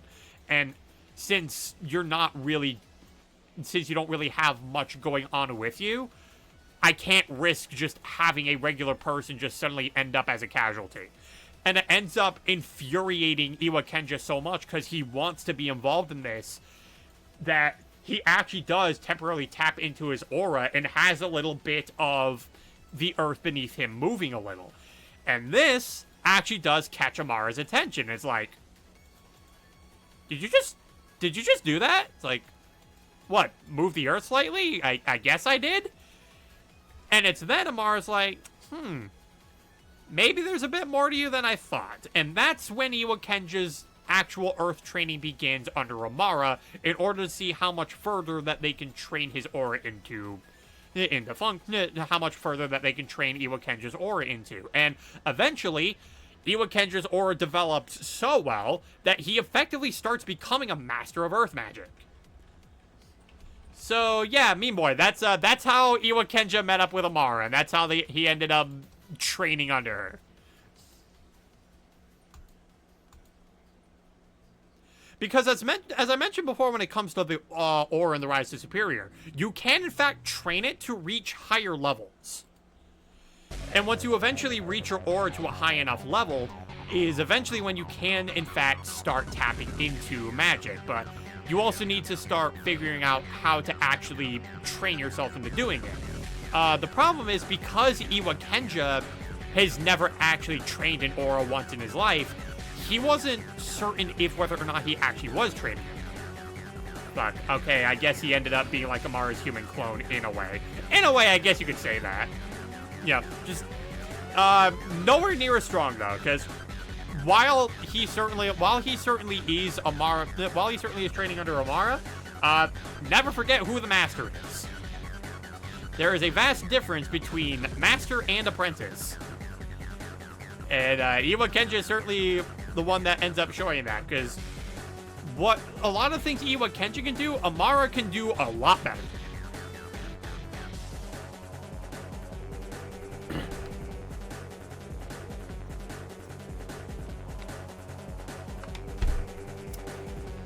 And, here comes an ad break. So I will see you guys after the ad break. That'll be like 1:30 for you guys. For those of you who are watching this through the VODs, though, so tomorrow we will be working on Shadow Kamiko's reference sheets.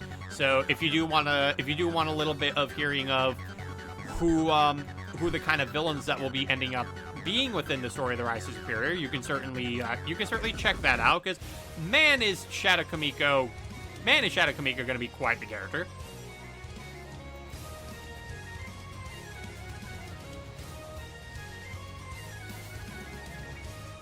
And now I actually get to do my nice little trick here to really show that these things are made of, like... Actually, no, I don't want to do that. I don't want to do the texture just yet.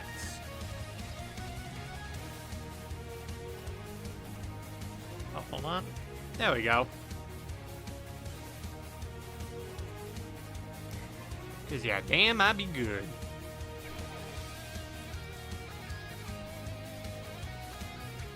Alright, so we're about less than 30 seconds on the clock for the ad break.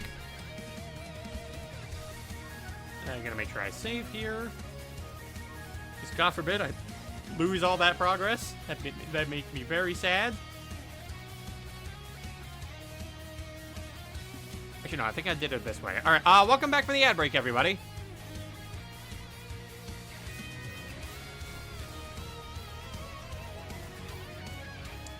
So, now you're probably looking at a little bit of this side, because I haven't really showed you much of this side here. So this is how Iwakenja normally looks. In fact, when he eventually reached the mark of Sage, every single Sage is in fact awarded a purple robe for it. He wears his in a very interesting fashion. He puts his around his waist. But, also, every single Dragon Sage also gets themselves a special little mark. That being a Sage mark here. So... what that allows sages to do is that it allows them to tap into a special trait of theirs, which is fueled specifically by... Well, okay, it's activated by them just simply being able to touch the mark of theirs, and it activates a special ability. So, as mentioned when talking about Kamiko during the last streams, so Kamiko, and as a matter of fact, superiors in general, they have a little technique simply known as a superior trait.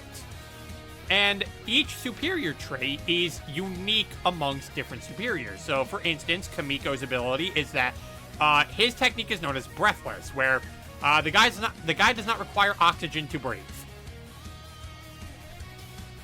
The main difference, though, is that, so these are traits that are specifically given to people, like, through these marks, because the dragons effectively figured out, okay, we now know how to effectively create superiors by giving them these special little marks. And each one does end up working a bit differently. The big difference between them, so, like, okay, so in this case, so what these traits end up being known as are known as foul superior traits. So, like, they're superior traits, but not exactly, because, you know, they're not born with them, they were given. And the main difference with them is that typically regular superior traits don't really have too many outrageous things. In fact, a lot of them really are just kind of passive traits that they tend to have, and they don't require any aura to actually, you know, utilize. So Kamiko doesn't need aura to make it so that I don't need to breathe. The foul superior traits, on the other hand, tend to offer much more drastic changes to the individual, and they do cost aura to use. Because that's ultimately the trade-off. Like, oh, you want to be able to do, like, crazier things? Well, it's going to cost you a little bit. And Iwakenja's, while he certainly got quite a hefty one, the risk for it is pretty big. Kamiko, I can breathe in space, scientist. You do know space is radioactive, right, Kamiko? No, I know none of those big words you said. You know, it's not like it matters anyway. It's not like that would matter anyway, you know? But for Iwakenja's, so as you can see here, aside from him essentially getting Vegeta's haircut without the Widow's Peak, it also, if you compare their body types together, he definitely bulks up more. And effectively what this trait allows him to do is that it effectively it causes his aura to effectively release limiters off of him that allow his body to start mass growing his muscles out to make him stronger. It also ends up making him smarter as well, so he does fight on a much more tactical side of things. So the way that I described his ability is that, so the name of it, I believe I called it, was Chikayu no Sora, which is supposed to translate to Earth and Heaven. Is that it is supposed to effectively imbue his body with the strength of both the Earth and Heaven itself. And a lot of that goes into the fact that there's a lot about Iwakenja's character that is heavily inspired by Sun Wukong. In fact, so much to the point that when he even gets to this point, that you probably saw this pose here, he gets an entire staff made of, like, smaller rocks. And something he can do with this staff, in order to mimic how Wukong's staff is size changing, he can gather multiple different, like, sized rocks together to effectively make the staff as long or as big as he needs to. Oh, it's like both Super Saiyan and tapping into divine knowledge. Essentially, yeah. Like, it's the similar way to how, again, Wukong was just awoken to strength and knowledge. But, like, yeah, to mimic what his pole is able to do, if he can gather enough, like, rocks together into the staff, he can make it as long or as wide as he needs it to be. And in some cases, he can make two of them. In fact, something I'm going to be doing with this pose here in particular, something that he can also do, he can whack you with it so hard that he just makes the staff just burst into smaller, tinier pebbles, which is how he would be able to reform one into two to be able to use him if he needs to. Or if he wants to, when he has the dual wielding and maybe he's had enough of the dual wielding, he'll just put them both together to, again, make them one giant staff. And I just think, honestly, I just ended up coming up with that because, like, the imagery of that, especially if it were to come to, like, any of the fight scenes he gets involved with where he does have to use this, I just think it would look so damn cool. Like, listen, there's a reason why, at least when it comes to Ruby, I love their interpretation of Sun Wukong, because the gunchucks are easily one of the coolest weapons in that series. I want to see more Sun. So does his fighting style go from Leonardo to Donatello from TNT? You could say that, yeah. You know, the only difference is that the only difference is that, like, I guess if Leonardo just decided to look at Donatello, it's like, hey, can I borrow your bow staff? Sure, thanks. You broke my bow staff. Now I'm a dual wielder.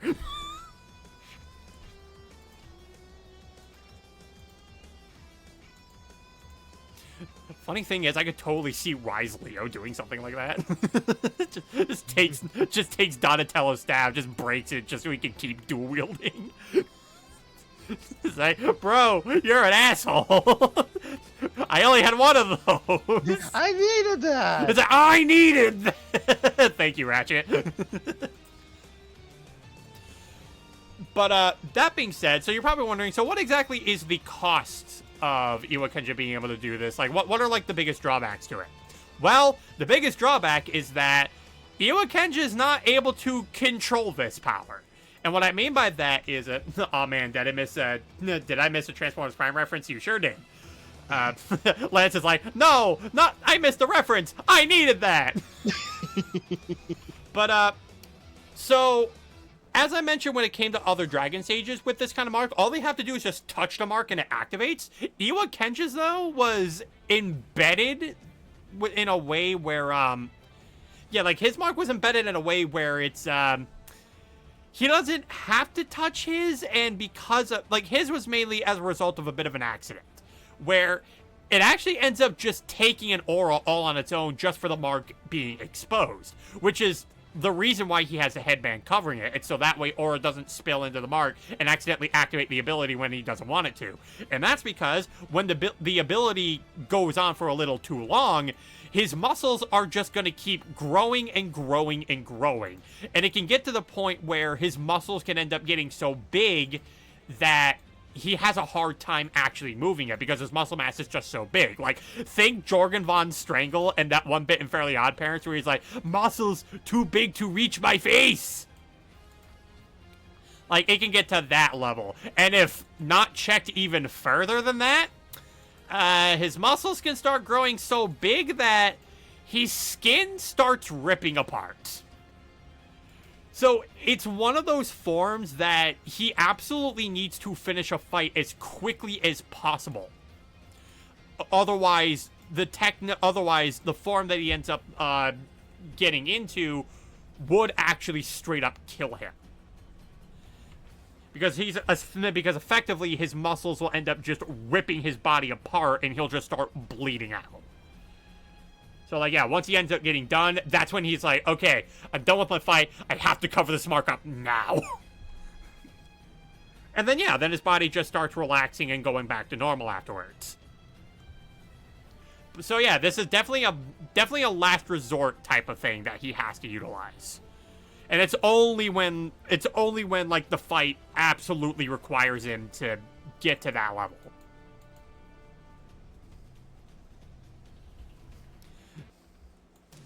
So yeah, like I said, I was gonna make him more than just a ha-ha funny guy. Like, when he needs to throw down, he absolutely will.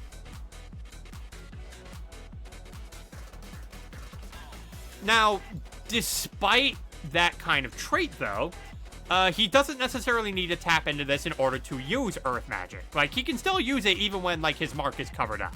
And typically, he just does a lot of the same things that a Mark can do. Like, he can make platforms if he needs to. He can make spikes arise from the floor. He can even coat his fists in rocks, just in case that, just in case his punches didn't hurt hard enough. Hello, Mr. Maniac. Violence required, violence acquired. Absolutely. But only in those instances where it's like, okay, I need to use this, but I gotta be quick about it, otherwise my body is literally going to be ripping apart because how big my muscles end up getting. Yeah, because I know one of the criticisms I did end up getting when I was talking about Iwakenja back when I was streaming on YouTube was that they felt that he was a bit too inadequate to be considered a Dragon Sage, and I wanted to make it clear that it's not that he isn't inadequate to be a Dragon Sage, because while he does certainly come off as that he lacks the discipline, not being able to control his ability, I didn't want that to come off as, like, that's his own fault. Like, that's not something that he can just grow out of. Like, no, that's just something that happened as a freak accident when giving him his Sage Mark. And it's just a handicap that he has to end up dealing with and that he has to be able to work around.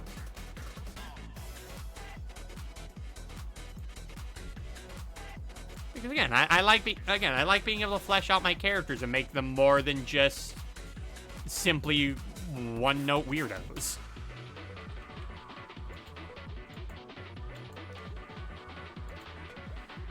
And I'd like to think I did a pretty good job with it. Like, I do think, like, Iwa Kenja does have one of the cooler concepts of some of the characters that I have. Oh, and there goes the 30 minutes. Okay. So, that was 30 minutes with Iwa Kenja, guys. That being said, though, so for the next character that I'm gonna be doing some reference sheet work with, I actually am going to be putting a pinned message for you guys. So, and I'm gonna be giving you a few minutes before I end up moving to that. So.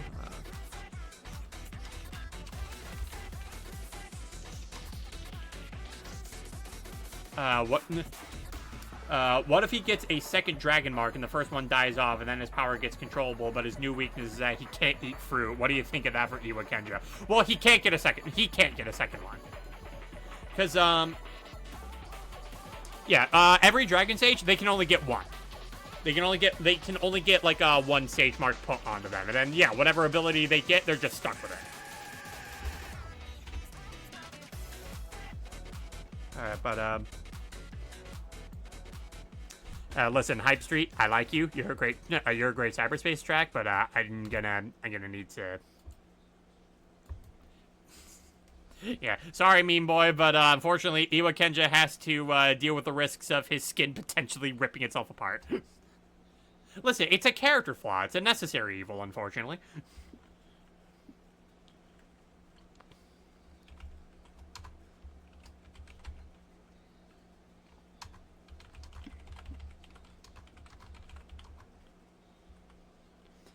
Yeah. Hello there, Lena. You're actually just in time. We're gonna be moving on to the next character, but before I do so, yeah, I need to put this out there just because I did it for when I was first working on her. I was just trying to come up with a comic relief weakness. Can you blame me? Yeah. Well, you see, that's something I wanted to. That actually is something I did want to avoid with Iwa Kenji, because you know what? That's too easy. It's way too easy. It's like, oh yeah, we have the silly funny guy, and of course his weakness has got to be funny, right? No, that's too easy. The necessary evil of performance enhancement medication. You know what? That's effectively is what it is. All right, so I'm gonna be pinning this here.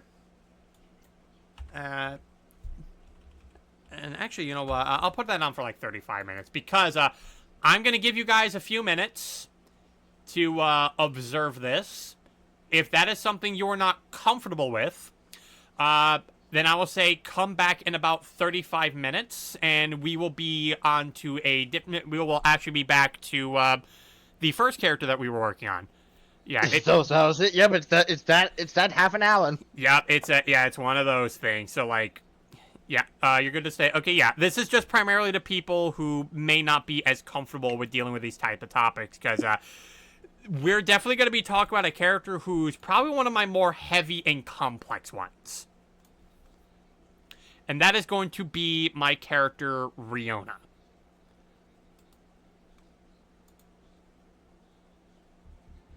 I'll just get her playlist up. All right, let's go. All right, so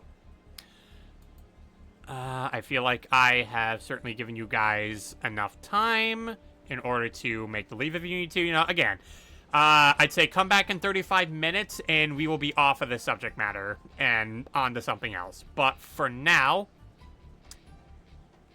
now that I've given you enough time, Riona. Just reset the timer and start.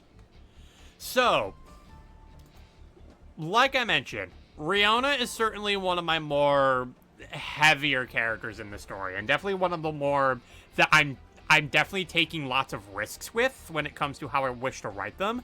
And that is mainly because of a lot of the things that end up surrounding Riona's character that she ends up having to go through in her arc. So, Riona is a swordswoman who utilizes the magic of electricity, ice, and wind. And the reason why I do have the warning for you guys there is because, well, aside from the fact that, like, you know, her reference sheet does showcase a lot of the scars and wounds that she's taken over the years. A good chunk of those scars, those aren't from battle. Those are from the abuse that she has been taken throughout her childhood.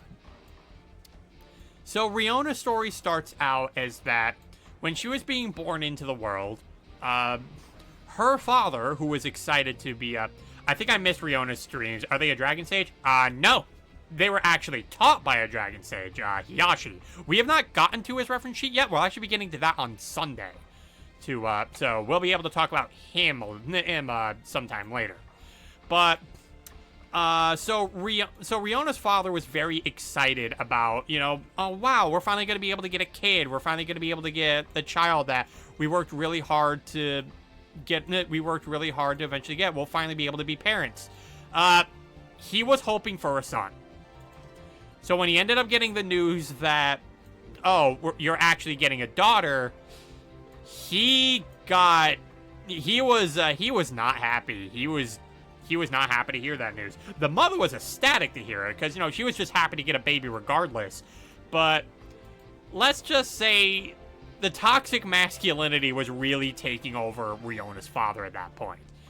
And then on the day that Riona was born, when she was taken into the world, let's just say that Riona's father did not give her the best treatment.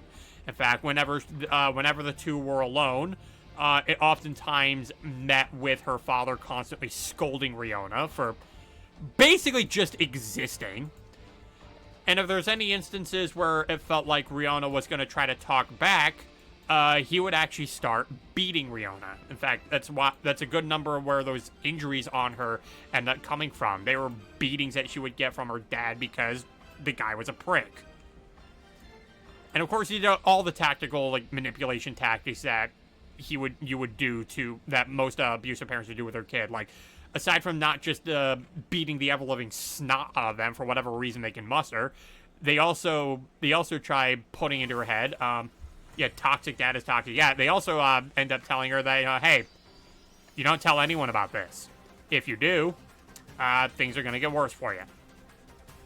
So a lot of her life, she ends up being an absolute fear of this individual. The only instance of comfort that she would ever feel at home is whenever her mother was around, because she actually treated Riona, like, extremely well. Like she absolutely cherished Riona's presence. It would eventually come a day where, let's just say that Riona's father would be caught not exactly in the greatest of states and would start taking things a bit more extreme with Riona. So much to the point that he ends up forgetting that the mother is actually in the room. And because she tries to defend Riona, she ends up getting caught in the dude's vicious cycle. A vicious cycle of abuse and toxicity. Riona ends up being told to run from home by her mother, which she does. She tries to hold back Riona's dad. But then as Riona makes quite a bit of distance away from the home, she ends up thinking to herself, you know, she wonders, like, maybe or not it might be a safe time to go back to see, you know, how the house may be looking. Because while it was dangerous with her father there, she also was under the mindset that as long as mom was there, the house would still be safe. Like, she could now see her home as a shelter. But upon going back, she notices that the entire house is in shambles. Her father is nowhere to be found, but her mother on the other hand did not make it. She did not survive. So Riona, effectively left an orphan, now effectively has to... She effectively has to start living on her own. She does end up finding her way to an orphanage, and unlike Kamiko, she actually is able to stay there because there really wasn't anyone to look after her. She just came up to the building, and they're just like, well, I mean, we can't just leave you here, like, because we don't know if you have any kind of actual supervision or whatnot to actually look after you. So they end up taking her in, which she does end up living a little bit better than she did before. In fact, she even does make a new guy friend there. But then comes the day where someone wanted to adopt one of the kids, and let's just say they had less than noble intentions, and they had their eyes on Riona. And because the kid that Riona ended up becoming friends with was getting a lot of bad vibes from this guy, he decides, no, I'll let myself get adopted instead. Like, I'll go in Riona's dad. Please tell me the orphanage is better than the dad. Yeah, the orphanage was better than the dad. But, yeah, so when the guy was, like, trying to adopt Riona as their kid, yeah, Riona's guy friend ended up stepping in and being, like, offering themselves. But effectively, I offer myself as tribute in that sort of case. The guy ends up accepting it. The guy does end up accepting it. And then, not that long later, they end up finding out that not only did they end up bagging the guy who ended up adopting, who was at the orphanage to try to adopt Riona, the kid he adopted, unfortunately, did not make it himself. So Riona, in a massive panic, not wanting to run into another person like that again, back, have to change my name. All right, that's fair. Yeah, okay, yeah, real Lena Artemis. Okay, you know what? Considering some of the things you've been going through, do not doubt you. Do not. I understand you needing to change your name to that. Totally understandable. But yeah, because she ends up fearing of running into a guy like that again, wanting to try to adopt her, she runs from the orphanage, and she tries to stay away from those kind of buildings in general. And what ends up happening afterwards is her basically trying to live off on her own, but also lots and lots of objectifying because, oh, hey, that's a pretty lady there, maybe that's a lady for me that I can take. It's a lady I can has. And she ends up being objectified a lot. And in some cases, she ends up having some of those people invading her spaces in ways that I wouldn't be wishing upon even my worst of enemies. And it was coming to that point where, because of the treatment that she endured with her father, because of the people that were constantly, like, seeing her as just a sex object, because of the fact that the one guy friend that she made friends with ended up being killed relatively young, it ended up giving her the impression... she ended up getting the impression that, good men don't exist in the world. And if there are good men in the world, then if you are a good man in the world, then you're not going to last long, because something's going to come along and it's going to kill you. So that is a big portion as to what fuels Riona's, like, hatred towards men. And it's all because of that kind of trauma response. Like, all those people that kept objectifying her, the treatment that she endured with her dad. Again, just people outright dying all over the place. People that she cared for just dying. Just, unfortunate, it ended up warping her perception to exemplify that trauma response, and ultimately it formed her hatred to men. Also, hello there, Jonah. She needs to pull a Brie Larson and kick them in the balls and steal their bike. It's actually funny you mentioned that, Lena, because effectively, after coming to that realization for herself, she effectively kind of becomes sort of a vigilante of sorts, where if she's going to end up dealing with those kind of people, she wants to be able to have a way to defend herself. And as a way of doing that, is sort of, I guess, is you could say, is the start of her swordsmanship, where, although instead of a sword, she just has a big stick, and she just whacks people with a stick.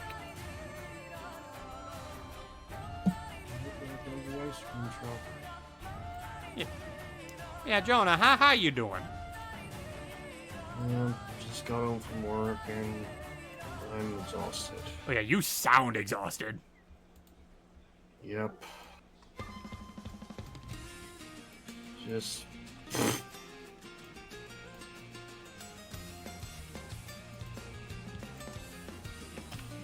But, so to go into a little bit with, Riona's, like, little vigilante thing that she's been doing, where, like, she finds, like, men that are absolute, like, sex-crazed pigs, it would end up her making a bit of a name for herself amongst those kind of people, and some of them do end up banding together as a means to try and corner her.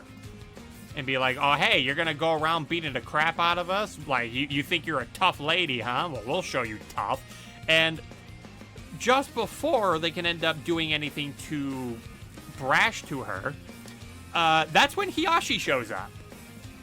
And he kind of starts stepping in for Riona, just seeing these guys clearly trying to take advantage of a woman who, her only request is that she just wanted to be respected as a person, not treated as an object.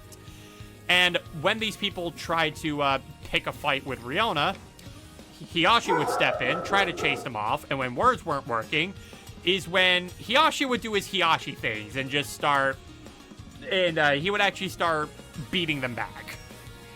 Oh, looks like we got an ad break going on, so I'll continue the story in a little bit. I'll wait for you guys to come back from that, because there's definitely going to be a bit more to, Riona, because we're actually getting to the part where Riona's actual, like, magic training begins, where she starts learning how to harness her abilities. Yeah, but yeah, until then, we're gonna have a minute left on this. So, Jonah, since you are just getting here, so the way that I'm handling this stream is because, so this is more so like a touch-up stream that I'm doing. So I'm just going back to some reference sheets of characters that I want to do, like, touch-up work on in order to get their reference sheets somewhat more finished. And how I'm doing this is that I have a timer going off, and every 30 minutes, I switch characters. Yeah, so that way I get a chance to talk about multiple different characters, be able to recap some for people who may not have been there for the lore streams when those were there. And I basically get to, I get to talk about them for a little bit. And, yeah, that way I can get progress done on multiple different characters at once. Cool. Yeah. Oh, what's this? Community challenge is now complete. Ooh. Free crap. Yay. All right. Welcome back from the ad break, everybody. I hope you guys enjoyed yourselves. I want Carrie Kickmore not to care about relationships and how men are perverts. She cares about stealing evil people's belongings and money because she wants to take everything from evil scum. You know what? Fair enough. You know what? I feel like Carrie Kickmore and Riona would absolutely be friends in that case. I mean, it also does help that Riona is in fact canonically lesbian. So yeah, I think she'd like Carrie Kickmore. Cool. Yeah. So after Hiyashi is done protecting Riona from the people that wanted to essentially mug her, Hiyashi then tries to sit down with Riona, who, well, considering Hiyashi's a guy, let's just say that the conversation happening between them doesn't start off relatively well. Because, I mean, it's not, and they're like, sure, you may have saved her, but I don't trust you.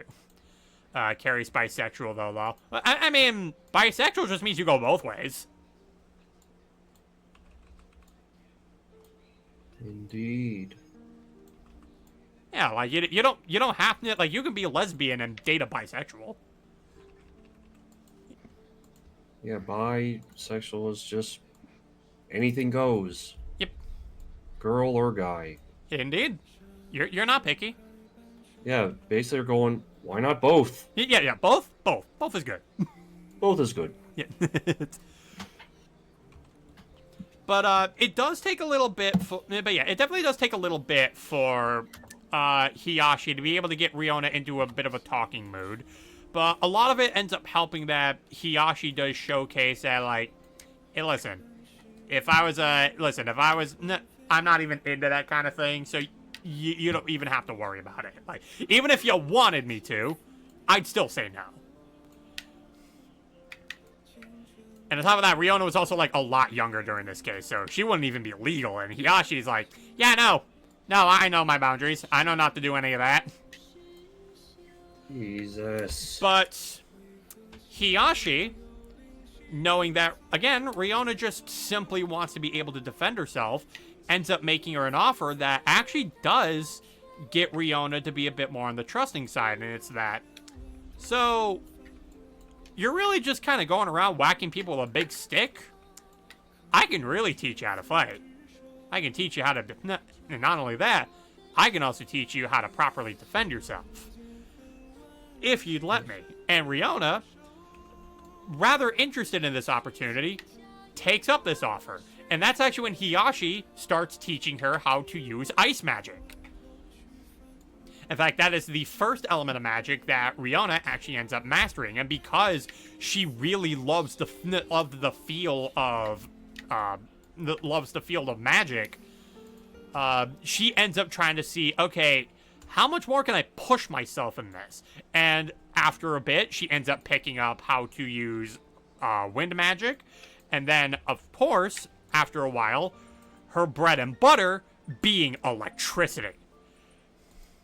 Nice. Yeah, in fact, electricity would actually end up being... Yeah, electricity ending up being the element that Riona, like, becomes practically associated with. In fact, it's the reason why her aura color is yellow, because she practically mastered electricity about as easy as it is to... It's like this. Using electricity to Riona is about as easy as breathing. I see.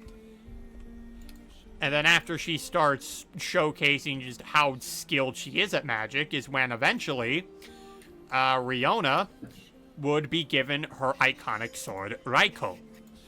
Where it is a sword made from dragon crystal that is so dense that a lightning bolt had to be used in order to forge it. Because regular heat was not enough to make that bitch melt. And that is supposed to be the explanation as to why Riona's sword is damn near unbreakable, because they had to go through a lot of effort just to make the sword to begin with.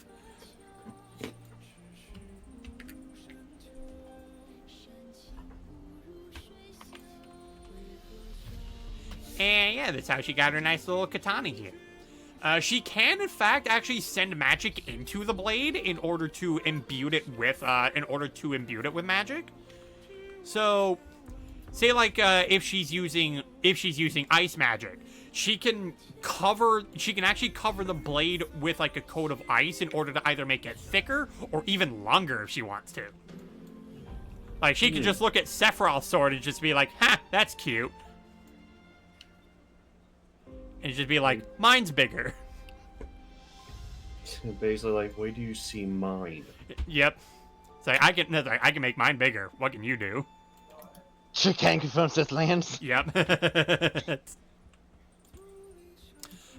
When she uses electricity, it makes the blade sharper. So, like, she's able to actually cut through more dense things after the blade is being run with electricity to end up to, like, yeah, so effectively she just makes the blade capable of cutting through denser things. Like, oh, there's this guy with, like, really thick skin where blades just kind of phase through, don't really, like, cut through them. They just kind of get stuck after a bit. Well, hey, luckily for Riona, she can just use electricity, send it through the sword, have the blade be sharpened, and oh, look, now you're a shish kebab. And then using wind, makes the sword lighter, so it's actually easier for her to swing around.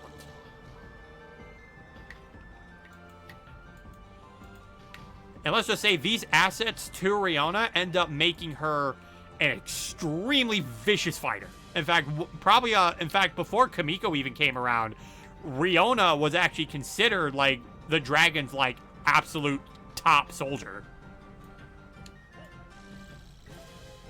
Like, so much so that demon armies actually do tell stories about Riona, like, to their troops, describing her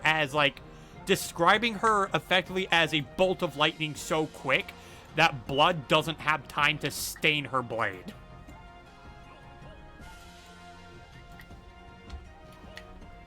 So Riona's scary. Don't fuck with Riona.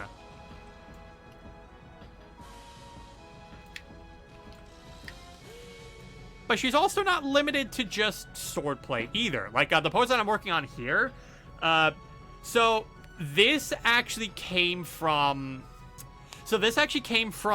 an instance where I was drawing Riona for a D&D campaign, because I actually did turn her into a D&D character at one point.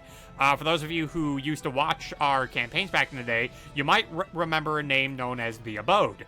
That was the first D&D campaign that I was ever a part of, the first one Jordan ever DM'd, and I decided, you know what?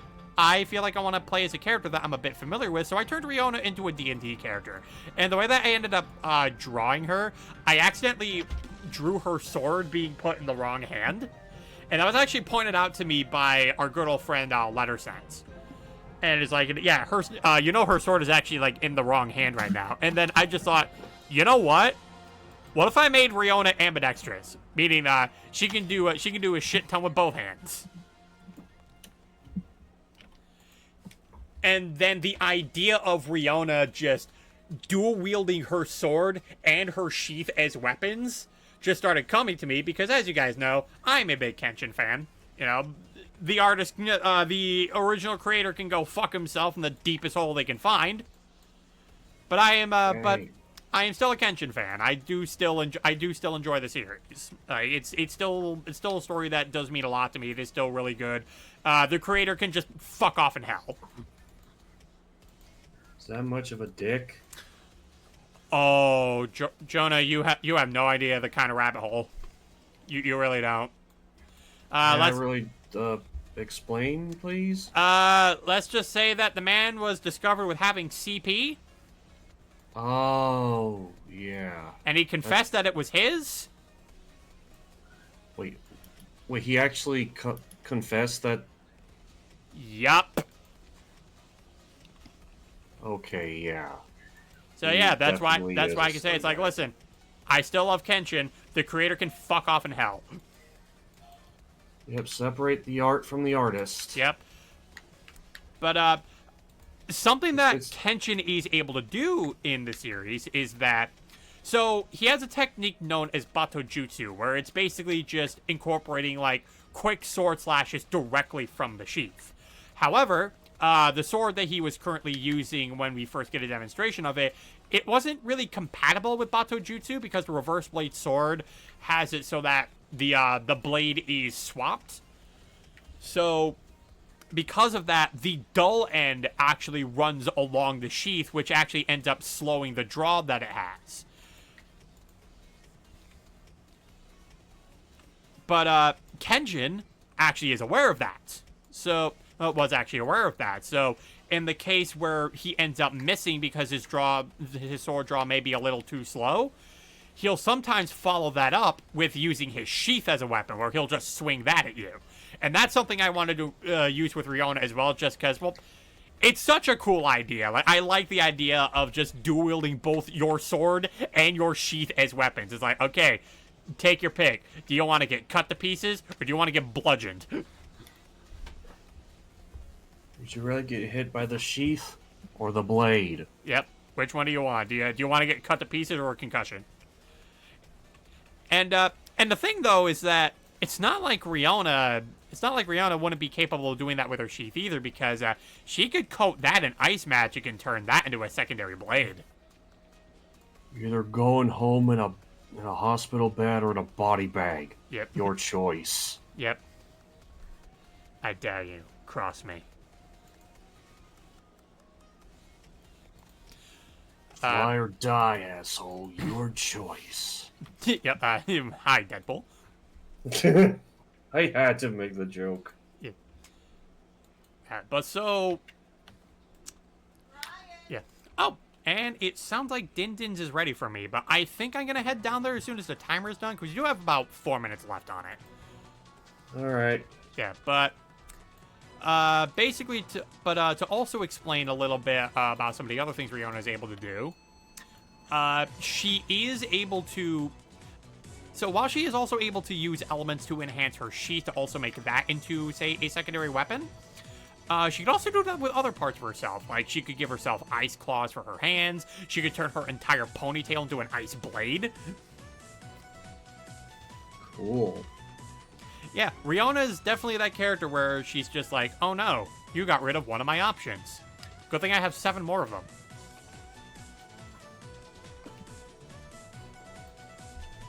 You missed me, dick.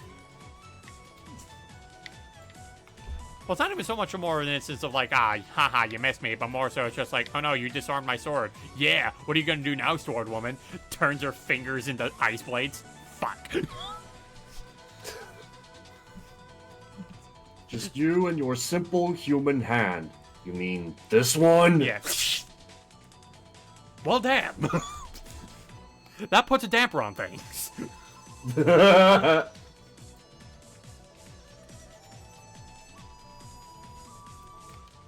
But with the likes of, say, electricity, yeah, Riona go noom. She go very fast. Killed him. Racked him. Darn near killed him. Wrecked him. Darn near killed him. Back from dinner. Interesting you say that, mean boy, because I'm actually going to be heading off to dinner relatively soon, because it sounds like it sounds like it was ready. I want to be able to do a little bit of this before I ended up going, especially since the countdown's like almost done. Fair enough. Yeah.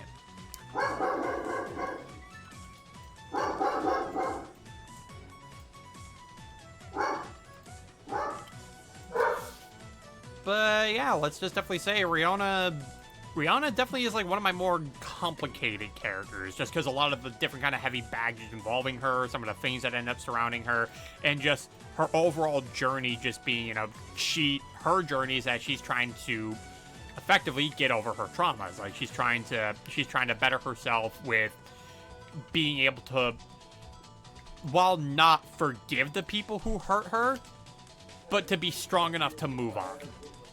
And sometimes that can be hard for people, because, people can hurt you in ways that it can be very hard for you to forget about it. Indeed. Yeah. Does Riona's life get better after the abuse? I might miss that. It does a little bit. She does get trained by Hiyashi, and he ends up saving her and deciding, hey, I get you want to protect yourself, but I think you might need to pick up some better techniques. And I can give you those. In fact, Riona is probably one of my more visually narrative type of characters, because there's ends up a lot about just her design that tells a story. Like the single streak of brown in her hair, because if you notice the roots of her hair, she's not naturally blue hair. She dyes it. She actually has brown hair.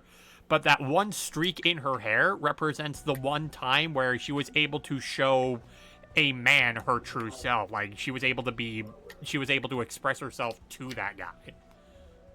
Wow. And like even down to like the bandages covering her body, because that's something that she still carries along with herself due to the trauma that she's faced, where because the one thing that her dad would always keep hammering into her head, hey, you see those injuries? Don't tell anyone about them. Don't even show them. And because of that, she would subconsciously start covering them herself. Because she ended up being that traumatized from what she was living with.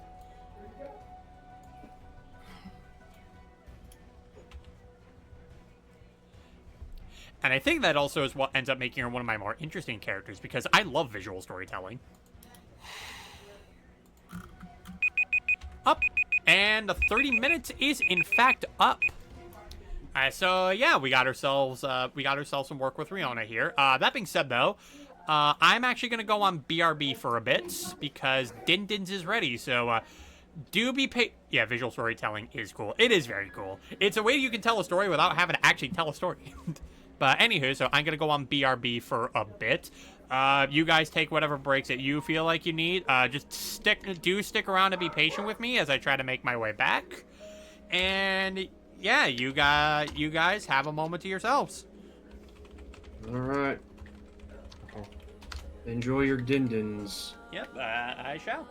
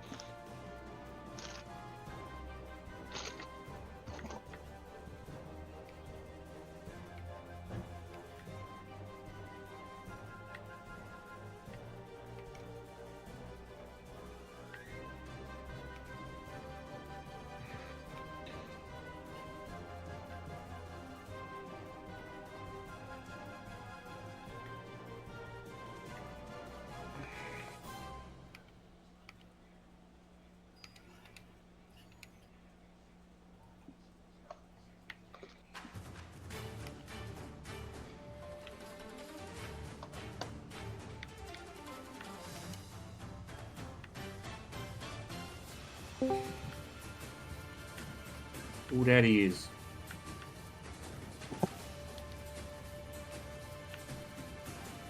Hello. Oh, hey, Dewey.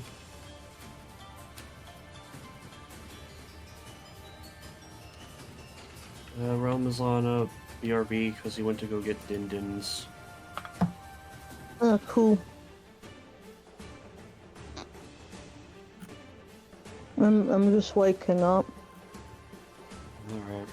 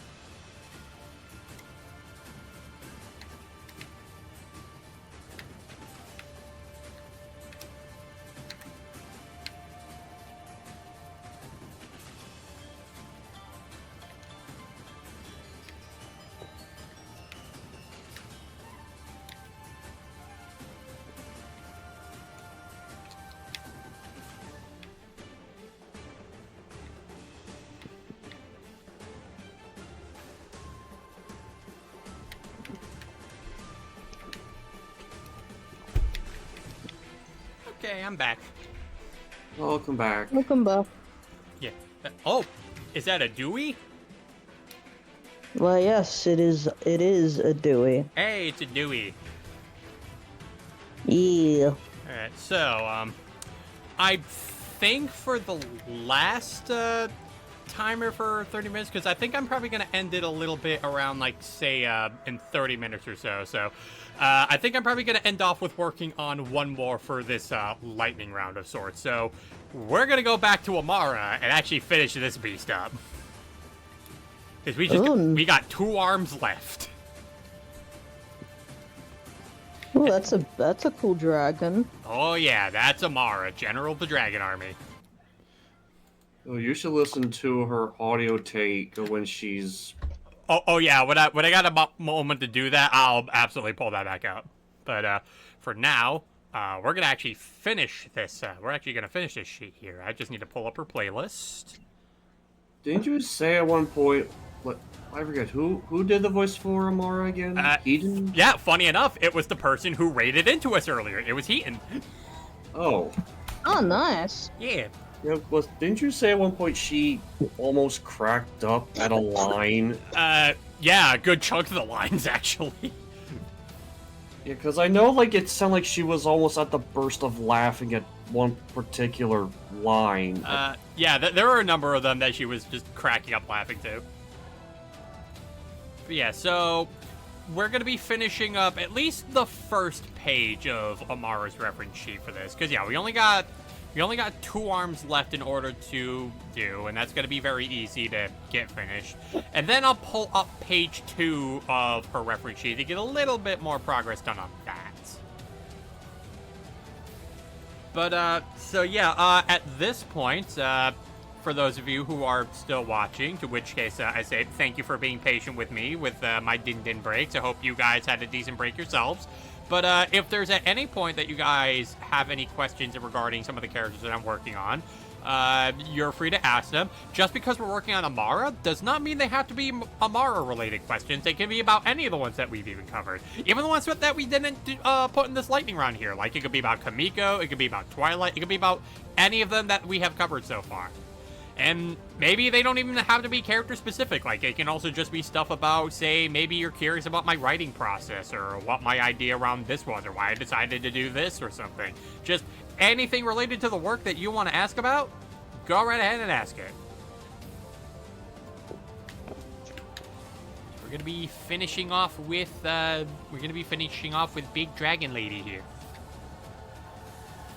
Very nice dragon lady. Oh, yeah. Just do not call her sir. Do not call her sir. Yes, ma'am. Exactly.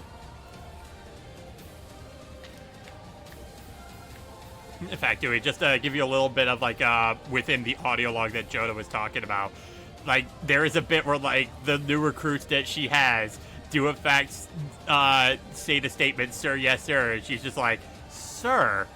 Now, excuse me here, Private. Do I sound like a sir to you? Sir, no, sir. Do I have a set of dick and balls down there, Private? Sir, no, sir. Have you looked down there, Private? Sir, no, sir. Then how the hell do you know I have a set of dick and balls down there? Just from those lines alone, I feel a lot of people are gonna, or maybe just me, but she's gonna be headcanoned as a trans woman. I just know it. Oh my god.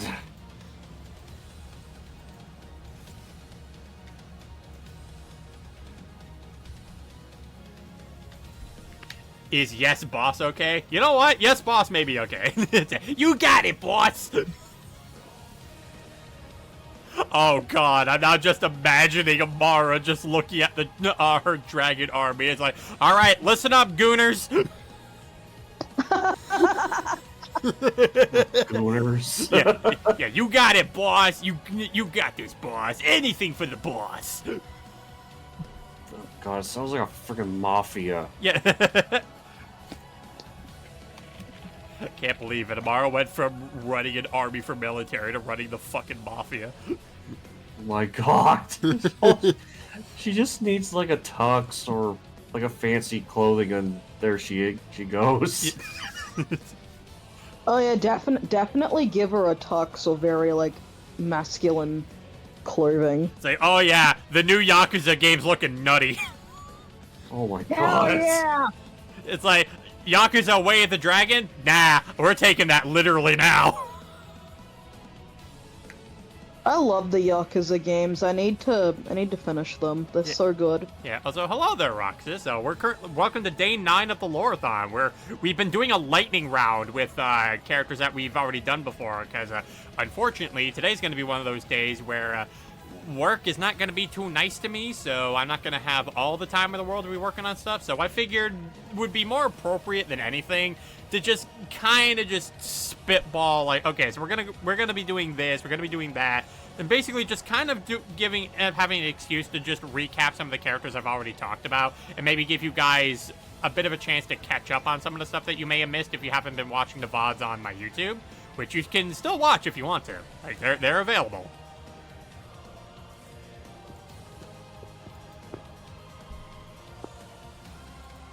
But now we are trying to finish up on Amara's, at least page 1 of Amara's sheet here.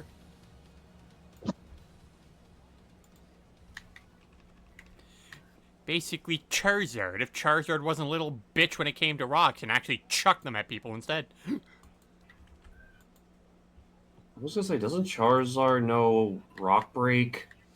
Well, it's also just more so the fact that if Stealth Rock is at all on the field, Charizard just practically dies. It's like, oh, Stealth Rock on the field? Say goodbye to half of your health, Charizard.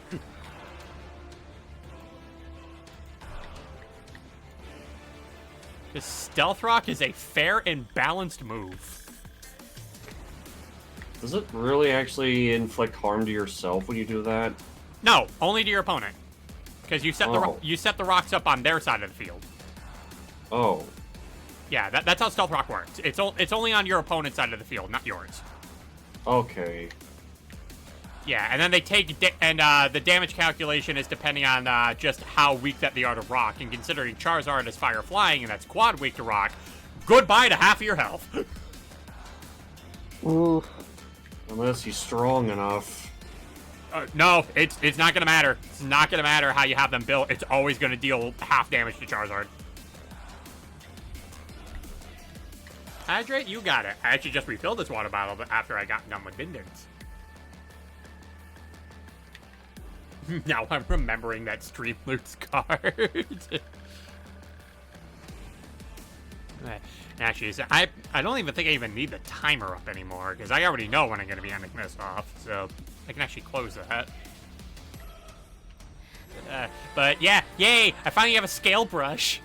Look it, guys. I'm leveling up. Oh, you actually got a scale brush now? Yeah, like you see the scale patterns on Amara? That came from my brush. Oh. Oh yeah, that does look good. Yeah, and now I don't have to draw them individually anymore, like I used to. Yep. Now it's less stressful. It's less stressful, and yeah. Was it the scale brush that I found, or a different one? I think it was one of the ones that you ended up finding. So, the weird thing about it is that, because I know that it was a brush pack that I ended up getting from DeviantArt, but the thing is, I know that you're able to, like, download, like, say, the images of DeviantArt by hitting the download button. But the thing is, the way that I've used DeviantArt so long when it came to images is that I thought that hitting download meant I would have just downloaded the image that was posted. I didn't think hitting the download button would actually give me the zip folder.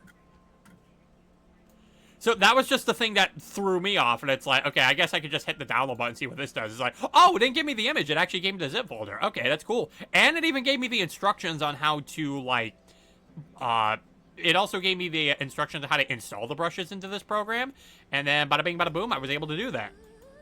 I'm sorry if I made it complicated. No, you're fine, Mean Boy, you're fine. I'm just glad to finally be able to have it. Then I also ended up taking it a bit of a step further as well, and I also managed to find a way to incorporate a brush for drawing grass. So now I don't have to worry about drawing, like, each individual blade of grass anymore either, because that's also another thing I did a lot. Or at the very least, trying to use a leaf texture in order to make them, because it's like, You know, it gives me the desired effect that I want, but I want like an actual grass texture, or like an actual like way to showcase grass. But then it's like, oh, there we go.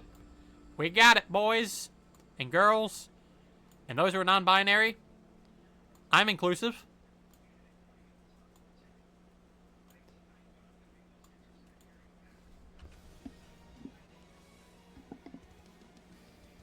Yeah, the brush has very much served me nicely. Realm is awesome. I'm glad you think so. Listen, never forget to tell your fellow content creators that they are awesome. It helps make their day well. Indeed. Yeah, sometimes it just takes saying a couple of words to make somebody's day. Like for instance, Dewey, congratulations on your top surgery. Oh shit, he's deafened. Oh, fuck! My compliment is gone. No. There it goes. I'm back. I just have to move to the living room. Oh, okay. Because I was alright. all right. Because I was actually saying because like I was mentioning before, like sometimes giving a compliment to people is enough to help make their day. Like for instance, Dewey, congratulations on the top surgery. Thank you, thank you. Yeah. I'm currently day 3 in recovery. It's not as painful as I thought it would be, but there is some minor complications. Okay. Like yeah. Because that was gonna be the next thing I was gonna. That was the next thing I was gonna ask. Like, I was gonna ask are you okay? Are you holding up? Yeah, I'm good. Other than I've been like, there's just been like minor, I guess, minor annoyances, and I can't sleep on my side. I have to sleep on my back. Right. But other than that, I'm good. Well, I'm just glad that you're doing okay after that. Yeah. Yeah, I thought I'd be like in major pain, but surprisingly, I'm good. Hmm. Hang on. That's pretty good at least.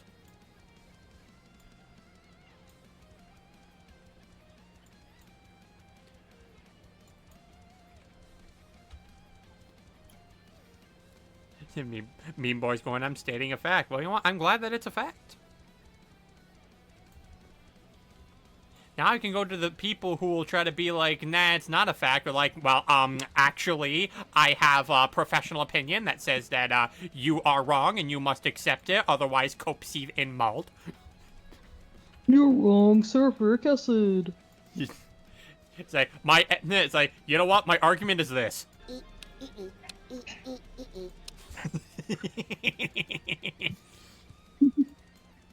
Jeez. You are coping and seething.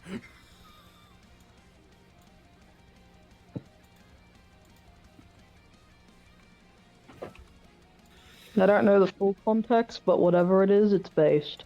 Yeah. Well, the sound effect that I played was from Psychonauts. That's a Bobby Zilch dance. Mm. Yeah, and the whole coping and seething thing that I was just making a bit of a reference to. So that is a parody of a song called Copacabana. Ah, nice. Yeah, but instead it was repurposed into coping and seething. That's funny. It is funny. That sounds Why like does something my friend Letta would like. Oh, absolutely. It kind of reminds me of the "Are You Mad, Bro" song. Yeah, those Amara arms are buff. Yeah, she's a buff Durgan. She's very buff.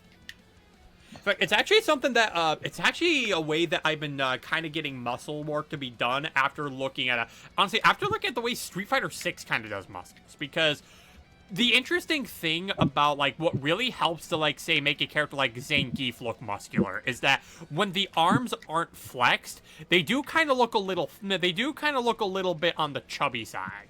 But it's when they flex the muscles is when you actually see them, like, come out. And they actually look, like, monstrously buff.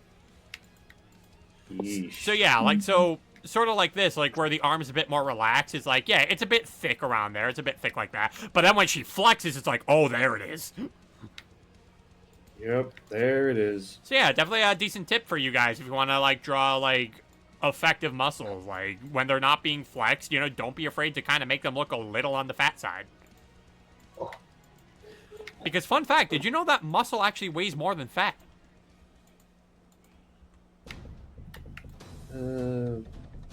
Maybe? Yeah, it's true. Muscle does in fact weigh more than fat. So yeah, it's something you need to keep a mind out for if you're specifically working out to lose weight instead of gaining muscle.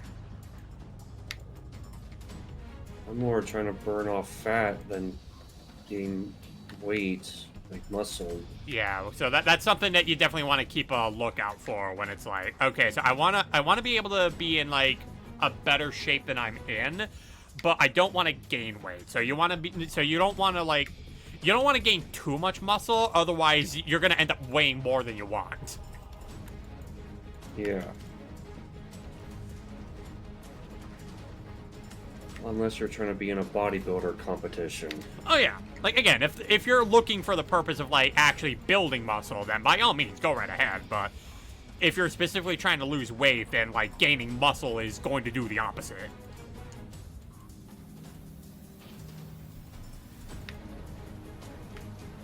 Yeah, I'm more than trying to like burn off fat and calories. So, yeah. I'm not sure how to better explain myself, but No, yeah. I think you explained yourself fine. I get what you mean. Okay. Yeah. Yeah. I know when I'm able to exercise again, I have to do like certain things for post-op surgery, I think, just to get my strength back on certain things. But that's gonna be like weeks away. Right. Like, because I I'm assume going there's to got to get- be like some kind of like recovering like session, sort of like maybe some PT that you got to go through. Somewhat, sorry? Okay. What did you say, sorry? Yeah, like I guess I would probably, yeah, I'd probably like say like something of the sort, because like I know like years ago when I broke my arm and when I was in the middle of like a recovering process, like I had to go through like some some physical therapy. I think so, but it's more just the arms, I think, to get the arms and maybe the back in strength, maybe. It was just what I was recommended. Okay. But it'll be more at like a gym I go to. All right. But again, that's weeks away because my body's currently in. I can't move my arms a lot. They're like a dinosaur. Right. You're that one T-Rex from Meet the Robinsons. Yeah, I've got a big head and little arms and. Why aren't you seizing the boy?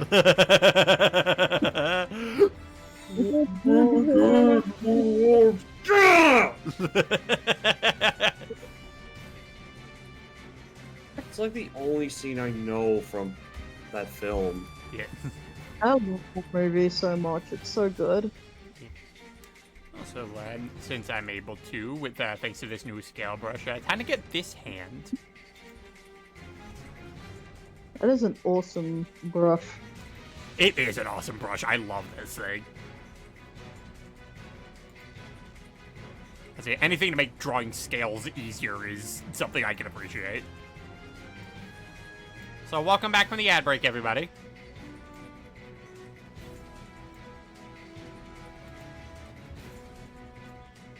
Oh, no, hold on. Wrong thing. There we go. Yeah. Amara Punch. And trust me, she can do it 6 times. Okay,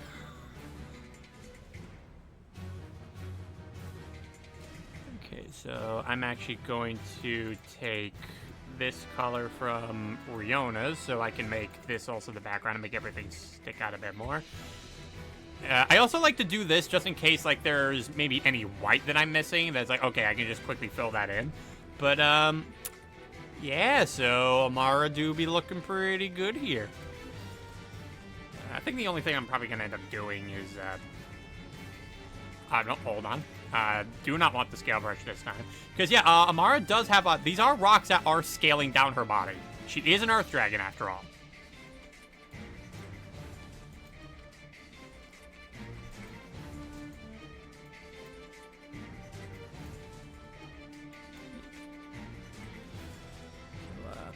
She now also do this just to show that they do pop up just a bit.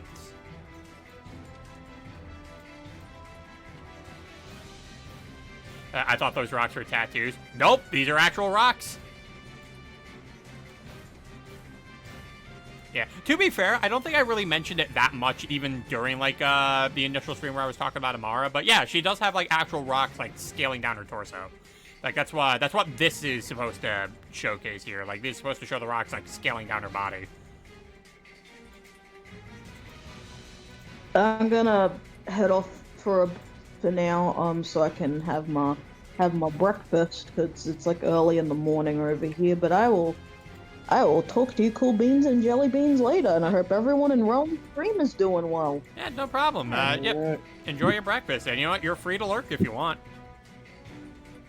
Not a problem. Yeah. Alright. Yeah, adios.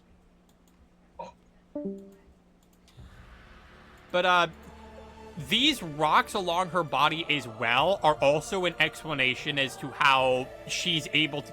Because she is a serpent dragon, and while she is able to slither around like a snake, she does have the capabilities of levitating, and how it ends up working is because of her mastery over Earth. That also means that, again, this is part of, like, the whole bit where Amara is just much more tactical with how it is that she uses Earth, and how she's able to basically bend it like paper.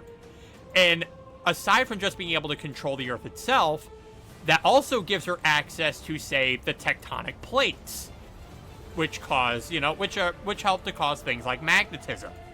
So she basically uses the rocks on herself in conjunction with those tectonic plates to basically allow her to levitate.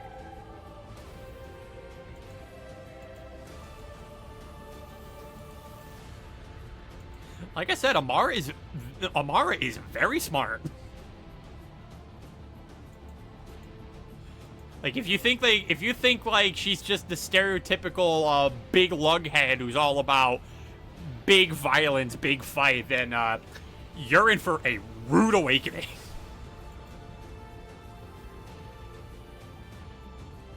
Well, I got Discord notifications.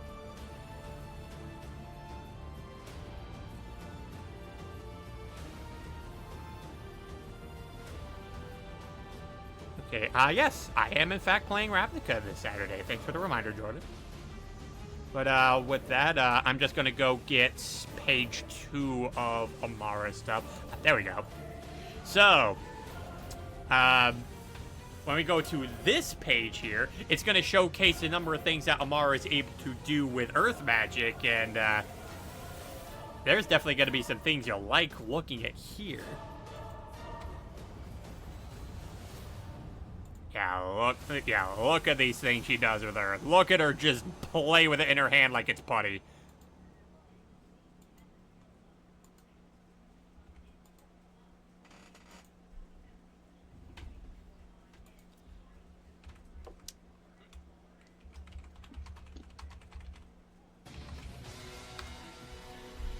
Alright, just gonna make sure that's nice and saved. Probably not going to have too much time working on all of this, just because it is getting closer. It is about 5 minutes to where I want to finish things off. But, you know what? Some progress is better than no progress. That's what I like to think. Like, even if, like, you have some of those days where it's like, man, I wish I could have gotten a bit more done on this than I wanted to. And it's like, well, look at the bright side. You got something done. Could have been worse. You could have gotten nothing done. And you probably feel even worse on it. It's all about finding the silver linings.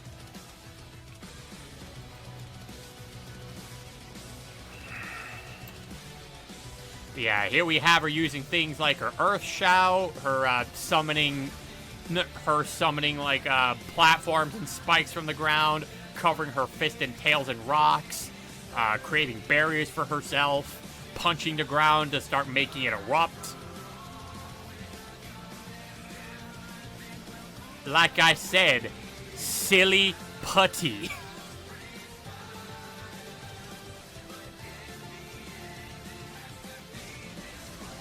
Like anything you can imagine with Earth manipulation, Amara's capable of doing it.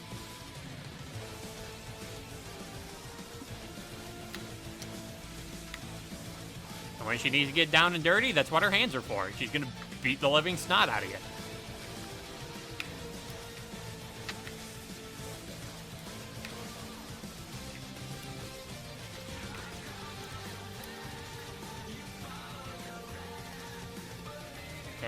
I'll see if I can, at the very least, get this one, like, at least inked out.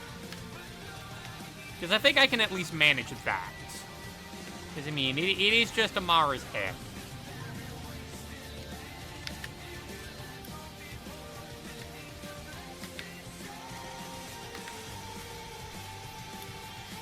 Like, look, it looks like a Charizard. Get the stealth rocks out. Fool, I set the stealth rock. No!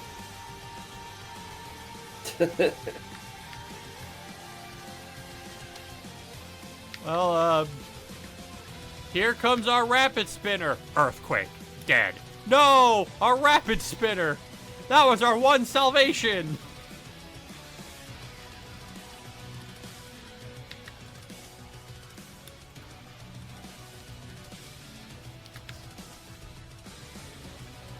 Daily reminder that Stealth Rock is a very balanced moving Pokemon. Said no one. I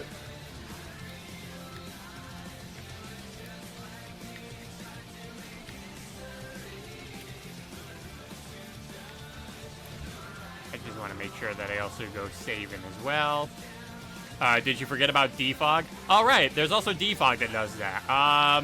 Unfortunately, a lot of Pokemon that learn Defog are also flying type, so Rock Slide! Frickin' Rock Slide. Yep. My worst enemy when I first encountered an Onix. Just constantly hitting you with rocks and making you flinch. Well, not just that, it would just...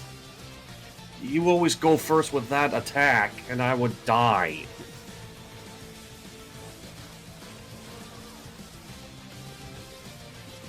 It was either because my Pokemon were just low level, or they were just weak against those types. Like, I know I had Charmander out, but again, I didn't know there were weaknesses to this game, because this was my very first Pokemon game I had for myself. Yeah, you know, sometimes you learn the hard way. Yeah. But, actually, you want to know something that's really sad, though, about Onix? What? Did you know that it has a lower attack stat than Rattata? A lower attack stat than Rattata? Yep. How? Good question. He's a giant rock snake, and Rattata's just a little mouse! Clearly, someone's never heard of the Fear Strat. Fear Strat? Yeah, the fucking evil, annoying rodent strat. So here's what you do: you give you get a level 1 Rattata, and the moves that you have it learn are Endeavor and Quick Attack, and you make sure that it's holding a Focus Sash. The Rattata takes a hit. It survives with 1 HP with the Focus Sash. And then, yeah, it survives in 1 hit with the Focus Sash, and you use Endeavor. Endeavor makes it so that the Pokemon you attack it with is set to the exact same amount of HP that you have. So upon using it, your opponent gets set to 1 HP. Next turn, you hit Quick Attack. Because you have the move has priority, you go first and you take it down. Congratulations, you now know how to take down Arceus with a fucking rat. Jeez. How does this make any sense? It doesn't, He's but just It's funny. It's just a fucking little rat. But it's funny.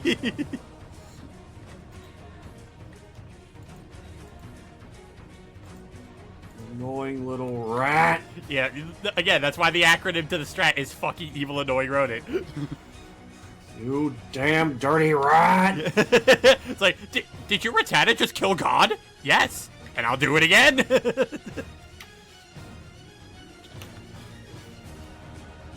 So remember, next time you run into youngster Joey and he talks about having the top percentage in Rattatas, just remember, his team could 100% take down Arceus. Jesus Christ.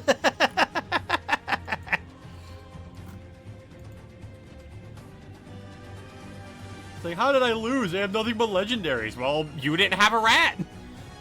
I don't know what else to tell you. How does this make any sense? Make it make sense. No. How? No. How? Listen. How? Joda, you underestimate the design decision of, okay, but this would be really funny.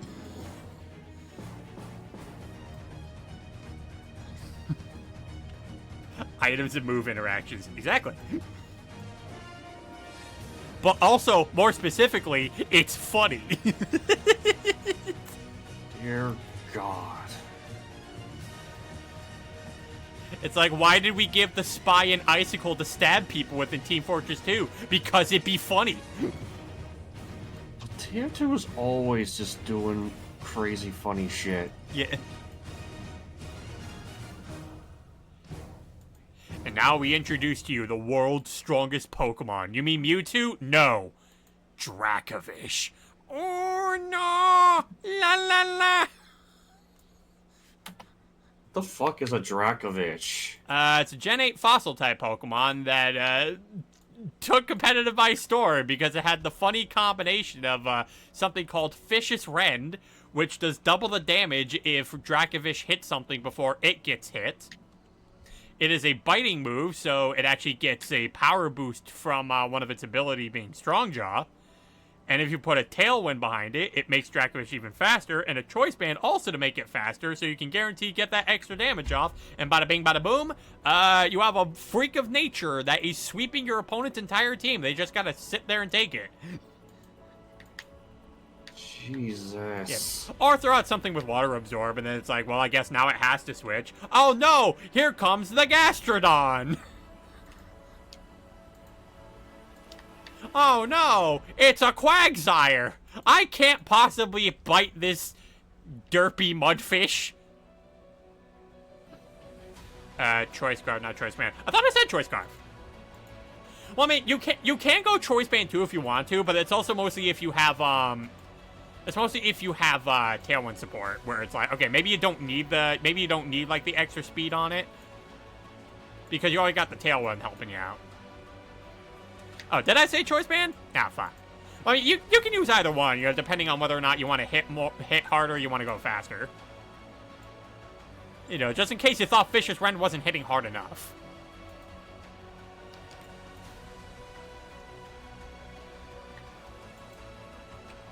Alright, so we are actually just about done with this face here. I will just end up applying the color. And then, yeah, we'll end up calling it here.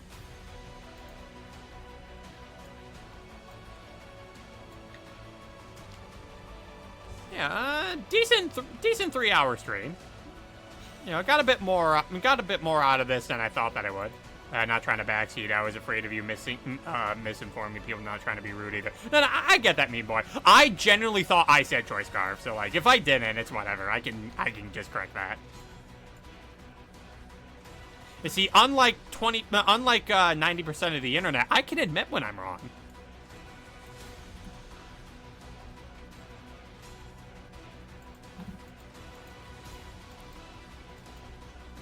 Want to get some of the face wrinklies. Oh, hold on. Let me get these two. Yeah, no, you're fine, mean boy. I know you mean well. I know you mean well because you helped me get the scale brush.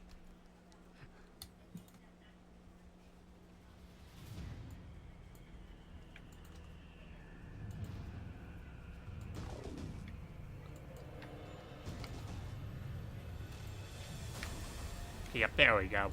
Got all the everything I selected that I needed to. So yeah, this will be easy because Amara's color scheme is just one thing: green.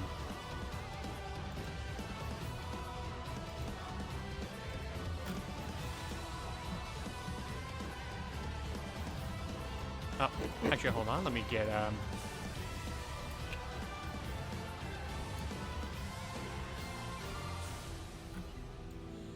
But yeah, once we get this done, I'll explain tomorrow's thing for the lore-a-thon. In fact, it'll be God, it'll be day 10 of the lore-a-thon. Holy crap! We hit the double digits, guys.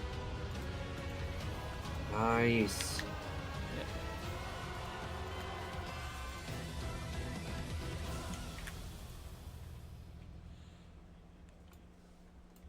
No, hold on. Let me get that layer, please. Thank you. All right, so I think I'll apply the scale texture a bit later, but yeah, we got done what we needed to, and it's a little bit past from where I wanted to take off, but it's fine. I mean, 7 minutes late, it's whatever. So, anywho, so if you see the schedule on the left, tomorrow we will be doing Shadow Kamiko's reference sheet, so we'll actually be able to talk a little bit about the Shadow Realm and the people that are there, and about Shadow Kamiko being a little turd munch. So I'm sure that'll be really fun to get engaged with.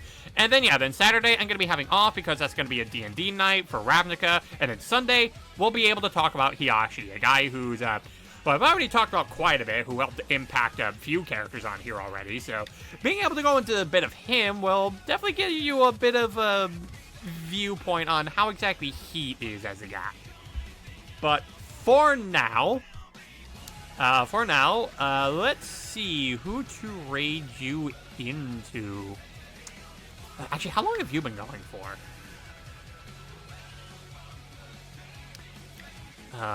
About as long. Yeah, I think you can be fine. I think we can raid into you. So we're gonna raid into Mikoto Nui,